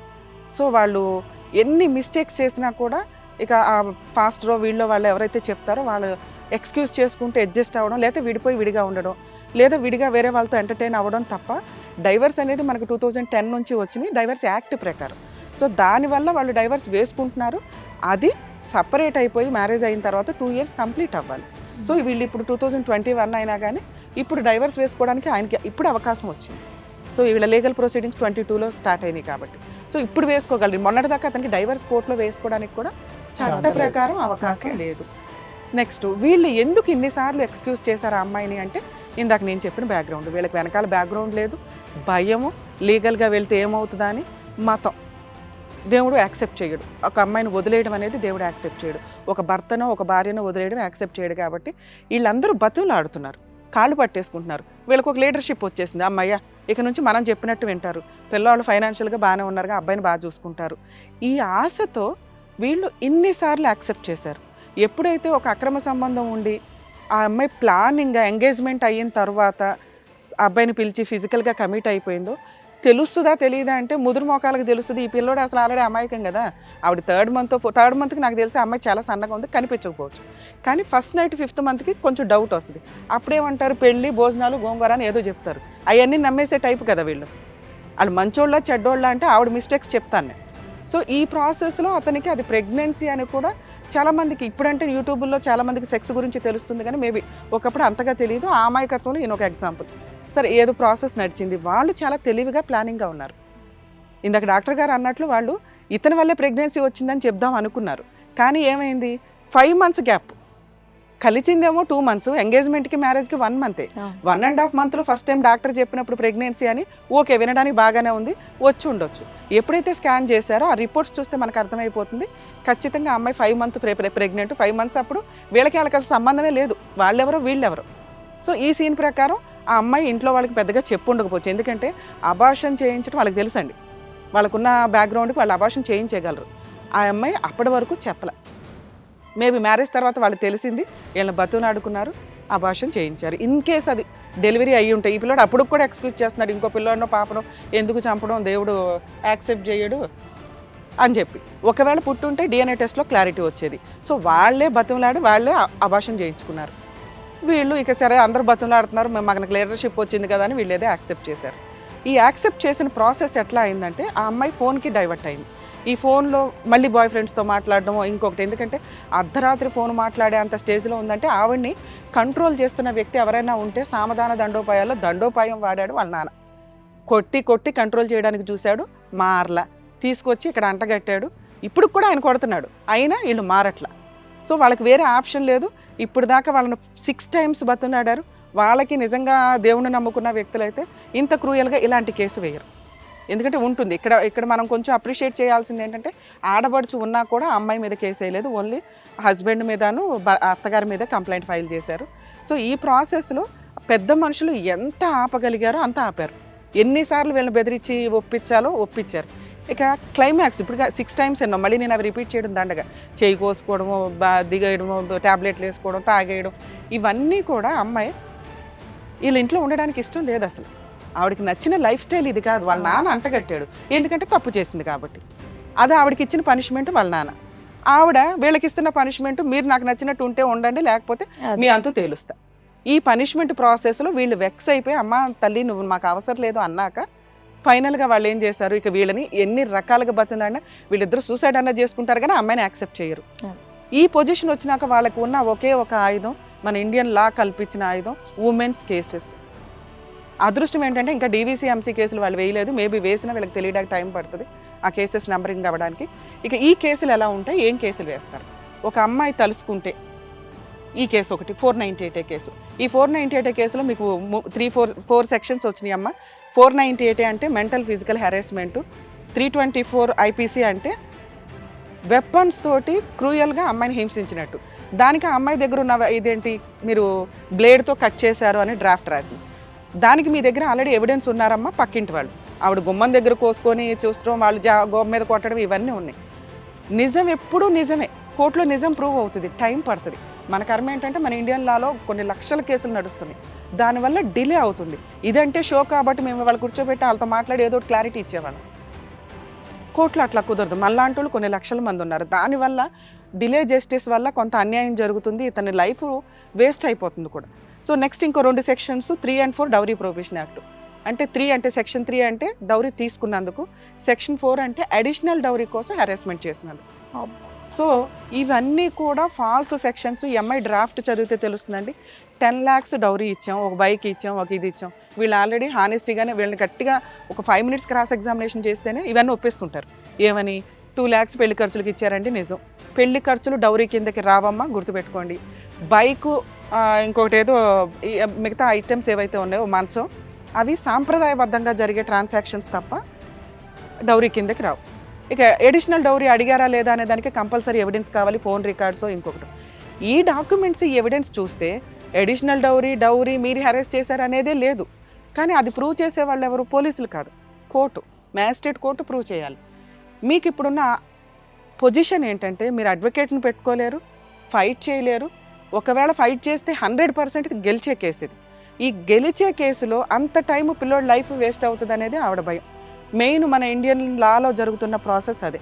3 to 5 years కేసులన్నీ పడతాయండి. దానివల్ల ఏంటంటే ఈలోపు అబ్బాయి వాళ్ళ లైఫ్ ఇప్పుడు 30 అట్లా వచ్చేస్తాడు, 32కి వచ్చేస్తాడు. అందుకని ఇప్పుడు సుప్రీంకోర్టు గైడ్ లైన్స్ ఈ మధ్య రీసెంట్గా చేంజ్ అయినవి ఏంటంటే అబ్బాయిలు డైవర్స్ కేసులు గెలుస్తున్నారు. ఒకప్పుడు అసలు గెలిచేవాళ్ళు కూడా కాదు. 5 years 6 years ఫైట్ చేసినా కూడా అవి డిస్మిస్ అయ్యేవి. ఆ అమ్మాయి వేసే 3 కేసులు 498, DVC, MC కేసుల్లో ఆ అమ్మాయిని వదిలించుకోవాలి అంటే 1 ఫైట్ చేసి గెలవటం, 2 ఫుల్ అండ్ ఫైనల్ సెటిల్మెంట్ చేసుకోవడం. మేము ఎందుకు ఇవ్వాలండి, మేము డౌరీ తీసుకోలేదు కదా అంటే, మీరు ఫుల్ అండ్ ఫైనల్ సెటిల్మెంట్లో వాళ్ళు 10 lakhs అడిగారు. మీ కెపాసిటీ ఏదో మీరు అరేంజ్ చేసుకొని ఇవ్వాలి. ఇవ్వకపోతే ఇవ్వమని ఏ కోర్టు చెప్పదమ్మా, నేను అవుట్ ఆఫ్ కోర్టు మాట్లాడుతున్నాను. ఎందుకు అంటే మీ అబ్బాయితో కొంతన్నా ఫిజికల్ రిలేషన్ ఉంది. 498 DVC, MC కేసుల్లో అడ్వకేట్ని పెట్టుకోవాలి అంటే అవి ఒక కనీసం కొంత ఫీజు అవుతుంది. అలాగే అబ్బాయి డైవర్స్ కేసు వేయాలి, కొంత ఫీజు అవుతుంది. ఆ ఫీజులే మీ కెపాసిటీ. అవి ఇన్స్టాల్మెంట్లో ఇచ్చుకుంటారా, లేకపోతే వాళ్ళు అడిగిన అమౌంట్ ఇవ్వలేం కాబట్టి ఫైట్ చేస్తారా అంటే ఉన్నవి 2 ఆప్షన్స్. మీరు 1 లక్ష ఇస్తారో 2 లక్షలు ఇస్తారో వాళ్ళతో బార్గెనింగ్ స్టార్ట్ చేసి సెటిల్మెంట్ చేసుకుంటే, వాళ్ళు సెటిల్మెంట్ చేసుకోమనట్లా, డైవర్స్ ఇవ్వము అనట్లా, కాంపెన్సేషన్ కావాలి అంటున్నారు. సో కాంపెన్సేషను ఈ అడ్వకేట్లకి ఇచ్చే ఫీజుతో సమానంగా ఉంటే ఇచ్చి వదిలించుకోమనే చెప్తాను నేను. ఇన్ కేసు లేరు అంటే ఇలాంటి వాళ్ళకి అసలు రూపాయి ఇవ్వద్దండి. 100% గెలవాల్సిన కేసులు, 100% గెలుస్తారు కూడా. ఇమీడియట్గా మీరు చేయాల్సిన పని ఏంటమ్మా, దీంట్లో ఒకవేళ మీరు అడ్వకేట్లను పెట్టుకోలేకపోతే పబ్లిక్ ప్రాసిక్యూటర్ని అడిగే రైట్స్ కూడా మీకు ఉంటాయి. ఈ కేసులో అమ్మాయి తరపున పబ్లిక్ ప్రాసిక్యూటర్ ఉంటారు. మీరు ఫైనాన్షియల్గా వీక్ అని కోర్టుకు కూడా తెలుస్తుంది. మిమ్మల్ని వాళ్ళు ఎట్లా మ్యానిపులేట్ చేశారు అనేది కూడా ఉంటుంది. సో దాన్ని బట్టి మీరు కేసుకి పిలిచినప్పుడు గవర్నమెంట్ లాయర్ని అపాయింట్ చేయమనండి అంటే లీగల్ సెల్ ద్వారా వాళ్ళు మీ తరపున కూడా గవర్నమెంట్ లాయర్ని అపాయింట్ చేస్తారు. డైవర్స్ కేసు విషయానికి వచ్చేసరికి ఖచ్చితంగా మీరు ప్రైవేట్ లాయర్తో డైవర్స్ కేసు వేయించుకొని అది నడుస్తూ ఉండగా గవర్నమెంట్ లాయర్ని అడిగే రైట్స్ అందులో కూడా మీకున్నాయి. మీరు ఒక పావలానో 10 పైసలు ఇచ్చి వాళ్ళతో సెటిల్మెంట్ చేసుకోవడానికన్నా ట్రై చేయండి, వాళ్ళు రెడీగా ఉన్నారు. రెండో ఆప్షన్, ఇలాంటి వాళ్ళకి ఫైట్ చేసి గెలవడం ఒకటే. ఎందుకంటే అమ్మాయి ఎక్కువ కాలం ఫైట్ చేయదు. ఇక్కడ అమ్మాయి తరపున ఫైట్ చేస్తున్న వ్యక్తులు వాళ్ళ అమ్మా నాన్న, వాళ్ళ పెద్ద మనుషులు వాళ్ళు. ఎందుకంటే మీరు ఎక్కడొక్కడ భయపడే అప్పన్న తీసుకొచ్చి చేసి ఇస్తారు అని. మీరు టైము లీగాలిటీ కొనుక్కుందాము అనుకుంటే వెళ్ళండి, ఇక్కడ ఎవరు ఫోర్స్ చేయట్లా. లేదమ్మా మేము న్యాయం కోసం పోరాడతామంటే ఇలాంటి వాళ్ళకి బుద్ధి రావాలి. ఖచ్చితంగా ఫైట్ చేయమని చెప్తాము. మా షో నుంచి మేము చేయగలిగే హెల్ప్ కూడా చేస్తాము. ఇంకా అయినా కూడా షో అయిపోయినా కూడా వాళ్ళు ఏమైనా ఫోన్ తీస్తే కనుక వాళ్ళతో మాట్లాడి సెటిల్మెంట్ చేయించడానికి చూస్తాం. మీరు ఎంతో కొంత ఫిగర్ అయితే అనుకున్నాం. ఆ ఫిగర్కి వాళ్ళు రాకపోతే ఆ ఫిగర్తో అడ్వకేట్లను పెట్టుకొని ఫైట్ చేసుకోండి, లేదా గవర్నమెంట్ లాయర్ ద్వారా ఫైట్ చేస్తే 100% గెలిచే కేసు. ఇలాంటి అమ్మాయిలకి, ఇలాంటి ఫ్యామిలీ బ్యాక్గ్రౌండ్ ఉన్న వ్యక్తులకి చెప్పు తీసుకుని కొట్టిన వాళ్ళు అవుతారు. మీరు భయపడో బాధపడో సూసైడ్ అటెంప్ట్స్ చేయడం కాదు, న్యాయం కోసం పోరాడాలి. ఇలా కొంతమంది పోరాడటం వల్లే చాలా చేంజెస్ వచ్చినాయి. ఒకప్పుడు అరెస్ట్ ఉండేది ఈ కేసులో. నాకు తెలిసి ఈ కేసులో మిమ్మల్ని అరెస్ట్ చేసి ఉండరు, స్టేషన్ బెయిల్ ఇచ్చారు. ఎందుకంటే మీలాంటి వ్యక్తులు పోరాడి గెలిచారు కాబట్టి. మీరు కూడా అలా పోరాడాల్సిన కేసు. ఒక సైకలాజికల్ ప్రాబ్లం ఉన్న అమ్మాయి, సూసైడ్ టెండెన్సీ ఉన్న అమ్మాయి, ప్రెగ్నెన్సీ క్యారెక్టర్ లేకుండా ముందే ప్రెగ్నెన్సీ తెచ్చుకొని మిమ్మల్ని మోసం చేసిన వాళ్ళకి మీరు కదా ఫైట్ చేయాలి. అలాగే మీరమ్మా హ్యూమన్ రైట్స్ కమిషన్లో కంప్లైంట్స్ ఇచ్చే రైట్స్ కూడా ఉంటాయి. మీ ప్రొటెక్షన్ కోసం వీళ్ళు ఎవరన్నా ఇంకొకసారి హెరాస్మెంట్ చేస్తే మీరు ప్రొటెక్షన్ తీసుకునే రైట్స్ మీకు ఉంటాయి. ఇక మీరు మాట్లాడిన హ్యూమన్ రైట్స్ ఏదైతే ఉందమ్మా అది హ్యూమన్ రైట్స్ కాదు తల్లే. ఒక టైప్ ఆఫ్ మహిళా సంఘాలు అందరూ కూడా హ్యూమన్ రైట్స్ అని ఒక పేరు పెట్టేసుకొని ఇక్కడ ఒక 5,000 అక్కడ ఒక 5,000 తీసుకొని పెద్ద మనుషులు పంచాయతీలు చేసేస్తూ ఉంటారు. వాళ్ళు పిలిస్తే వెళ్ళాల్సిన అవసరమూ లేదు, వాళ్ళకి ఎటువంటి పనిష్మెంట్ ఇచ్చే రైట్స్ లేవు. హ్యూమన్ రైట్స్ కమిషన్ అనేది మనకి స్టేట్ మొత్తానికి ఒకటే ఉంటుంది. ఆంధ్ర వాళ్ళకి ఉంటుంది, తెలంగాణ వాళ్ళకి గాంధీ భవన్ దగ్గర ఉంది. అలాగే ఉమెన్స్ కమిషన్ కూడా ఉంది. మీరు అత్తగారిగా మీకు అన్యాయం జరిగింది, వాళ్ళ అమ్మా నాన్న వీళ్ళంతా హింసిస్తున్నారు కాబట్టి అక్కడికి వెళ్ళి కంప్లైంట్ ఇచ్చే రైట్స్ మీకు ఉన్నాయమ్మా. ఈ మధ్యలో మాట్లాడే బ్యాచ్ అంతా ఎప్పుడు హ్యూమన్ రైట్స్ కమిషన్ జడ్జెస్ కానీ మెంబర్స్ కానీ మీతో డైరెక్ట్గా మాట్లాడరు, కోర్టులోనే మాట్లాడతారు. ఇలా మాట్లాడే వాళ్ళందరూ ఎన్జిఓలండి. మాది హ్యూమన్ రైట్స్ అని ఎవడన్నా ఫోన్ చేసినా దయచేసి నమ్మకండి. ఎందుకంటే హ్యూమన్ రైట్స్ వాళ్ళు ఎవరో డైరెక్ట్గా ఫోనే చేయరు, వాళ్ళు జడ్జెస్. ఇవన్నీ కూడా ఎన్జిఓలు. మహిళా సంఘాలంటే ఇప్పుడు కొంత ఎవరో బిలీవ్ చేయట్లేదు, పెద్దగా వాళ్ళని ఎంటర్టైన్ చేయట్లేదు కాబట్టి హ్యూమన్ రైట్స్ అని పెట్టుకోవడం స్టార్ట్ అయింది. సో వాళ్ళు కూడా ఫోన్ చేస్తే మీరు ఎవరో భయపడి మాట్లాడాల్సిన అవసరం లేదు, వాళ్ళతో సెటిల్మెంట్ చేసుకోవాల్సిన అవసరం లేదు. మీకు నచ్చిన పెద్ద మనుషులు ఉంటే మాట్లాడించుకోండి, లేదా కోర్టులోనే ఫైట్ చేయండి. అడ్వకేట్లను పెట్టుకోలేకపోతే గవర్నమెంట్ లాయర్స్ని అడిగే రైట్స్ కూడా మీకున్నాయి. న్యాయం కోసం పోరాడమని నా ఉద్దేశం. ఈ కేసులో మా వంతు వరకు మేము ఎంత హెల్ప్ చేయగలం చేస్తాం. అది కళావతి గారు, ప్రవీణ్ గారు చక్కగా డాక్టర్ గారు చెప్పారు మీ కోడలు మెంటాలిటీ ఏంటి అనేది. దాని తగ్గట్టుగా మీరు చూసుకోండి. మేడం మీరు ఎలా అప్రోచ్ అవ్వాలి, ఎందుకంటే చాలా మటుకు మేడం గారు చెప్తేనే ఇప్పుడు నేను వింటున్నాను. ఎందుకంటే చాలా మందికి ఇవన్నీ కూడా తెలియదు. వాళ్ళంతా బోల్డ్ సీనియర్స్, బోల్డ్ చదువుకొని వచ్చారు కాబట్టి ఇలా కాకుండా ఇలా కూడా చేయొచ్చు అని చెప్పేసి చాలా చక్కగా ఎక్స్ప్లెయిన్ చేశారు నీట్గా. ఇంకొకటి ఏంటంటే కాంప్రమైజ్ అయ్యి మీకున్న డబ్బులు వాళ్ళకి ఇవ్వకుండా డెఫినెట్ గా ఫైట్ చేయండి. ఇలాంటి కేసులు ఎప్పుడు అమ్మాయిలు పెట్టడం, అబ్బాయిలు బలపడడం ఇదే అవుతోంది. కొన్ని జెన్యున్ గా ఉంటాయి, కొన్ని ఏమో ఇలా ఫాల్స్ కేసులు కూడా ఉంటాయి. సో డెఫినెట్ గా అందరికీ హక్కు ఉంటుంది కాబట్టి మేడం చెప్పినట్టుగా మీరు ప్రొసీడ్ అయ్యి, ఎందుకంటే ఆ అమ్మాయి నెక్స్ట్ చేసుకోబోయే వాళ్ళని కూడా హింసించకుండా, నెక్స్ట్ ఇంకో ఫ్యామిలీ కూడా ఇలా మీలాగా బయటికి రాకుండా, ఏమంటారు మేడం చెప్పినట్టుగా కేసు వేసి మీరు ఫైట్ చేయండి. ఎందుకంటే మొత్తం న్యాయం అంతా కూడా ఇక్కడ చూసి మేడం చెప్తున్నారు మీ వైపే ఉందని. సో మేడం హెల్ప్ తీసుకొని డెఫినెట్ గా మీరు అలాగే చేయాలి. తప్పకుండా ఏంటి? తప్పకుండా న్యాయం సో కోసం డెఫినెట్ గా మీకు పోరాడాలి. క్లారిటీ వచ్చిందని అనుకుంటున్నాను ఈ షోకి వచ్చినందుకు. ఓకేనా, వచ్చింది. థ్యాంక్ యూ అండి. జాగ్రత్తగా ఉండండి ప్లీజ్. ఎటువంటి రిస్కీ ఫ్యాక్టర్స్ లాంటివి ఏమి చెయ్యొద్దు, ఎందుకంటే న్యాయం మొత్తం మీ వైపే ఉంది. సో కాన్ఫిడెంట్ గా ఉండండి, ఫైట్ చేయండి, హ్యాపీగా ఉండండి. ఇలా మీకు తెలిసిన వాళ్ళు ఎవరైనా ఉన్నా సరే కూడా చెప్పండి. సో ఇలా ఇలా జరుగుతుంది, జాగ్రత్తగా ఉండండి అని చెప్పి. థ్యాంక్ యూ అమ్మా. Thank you.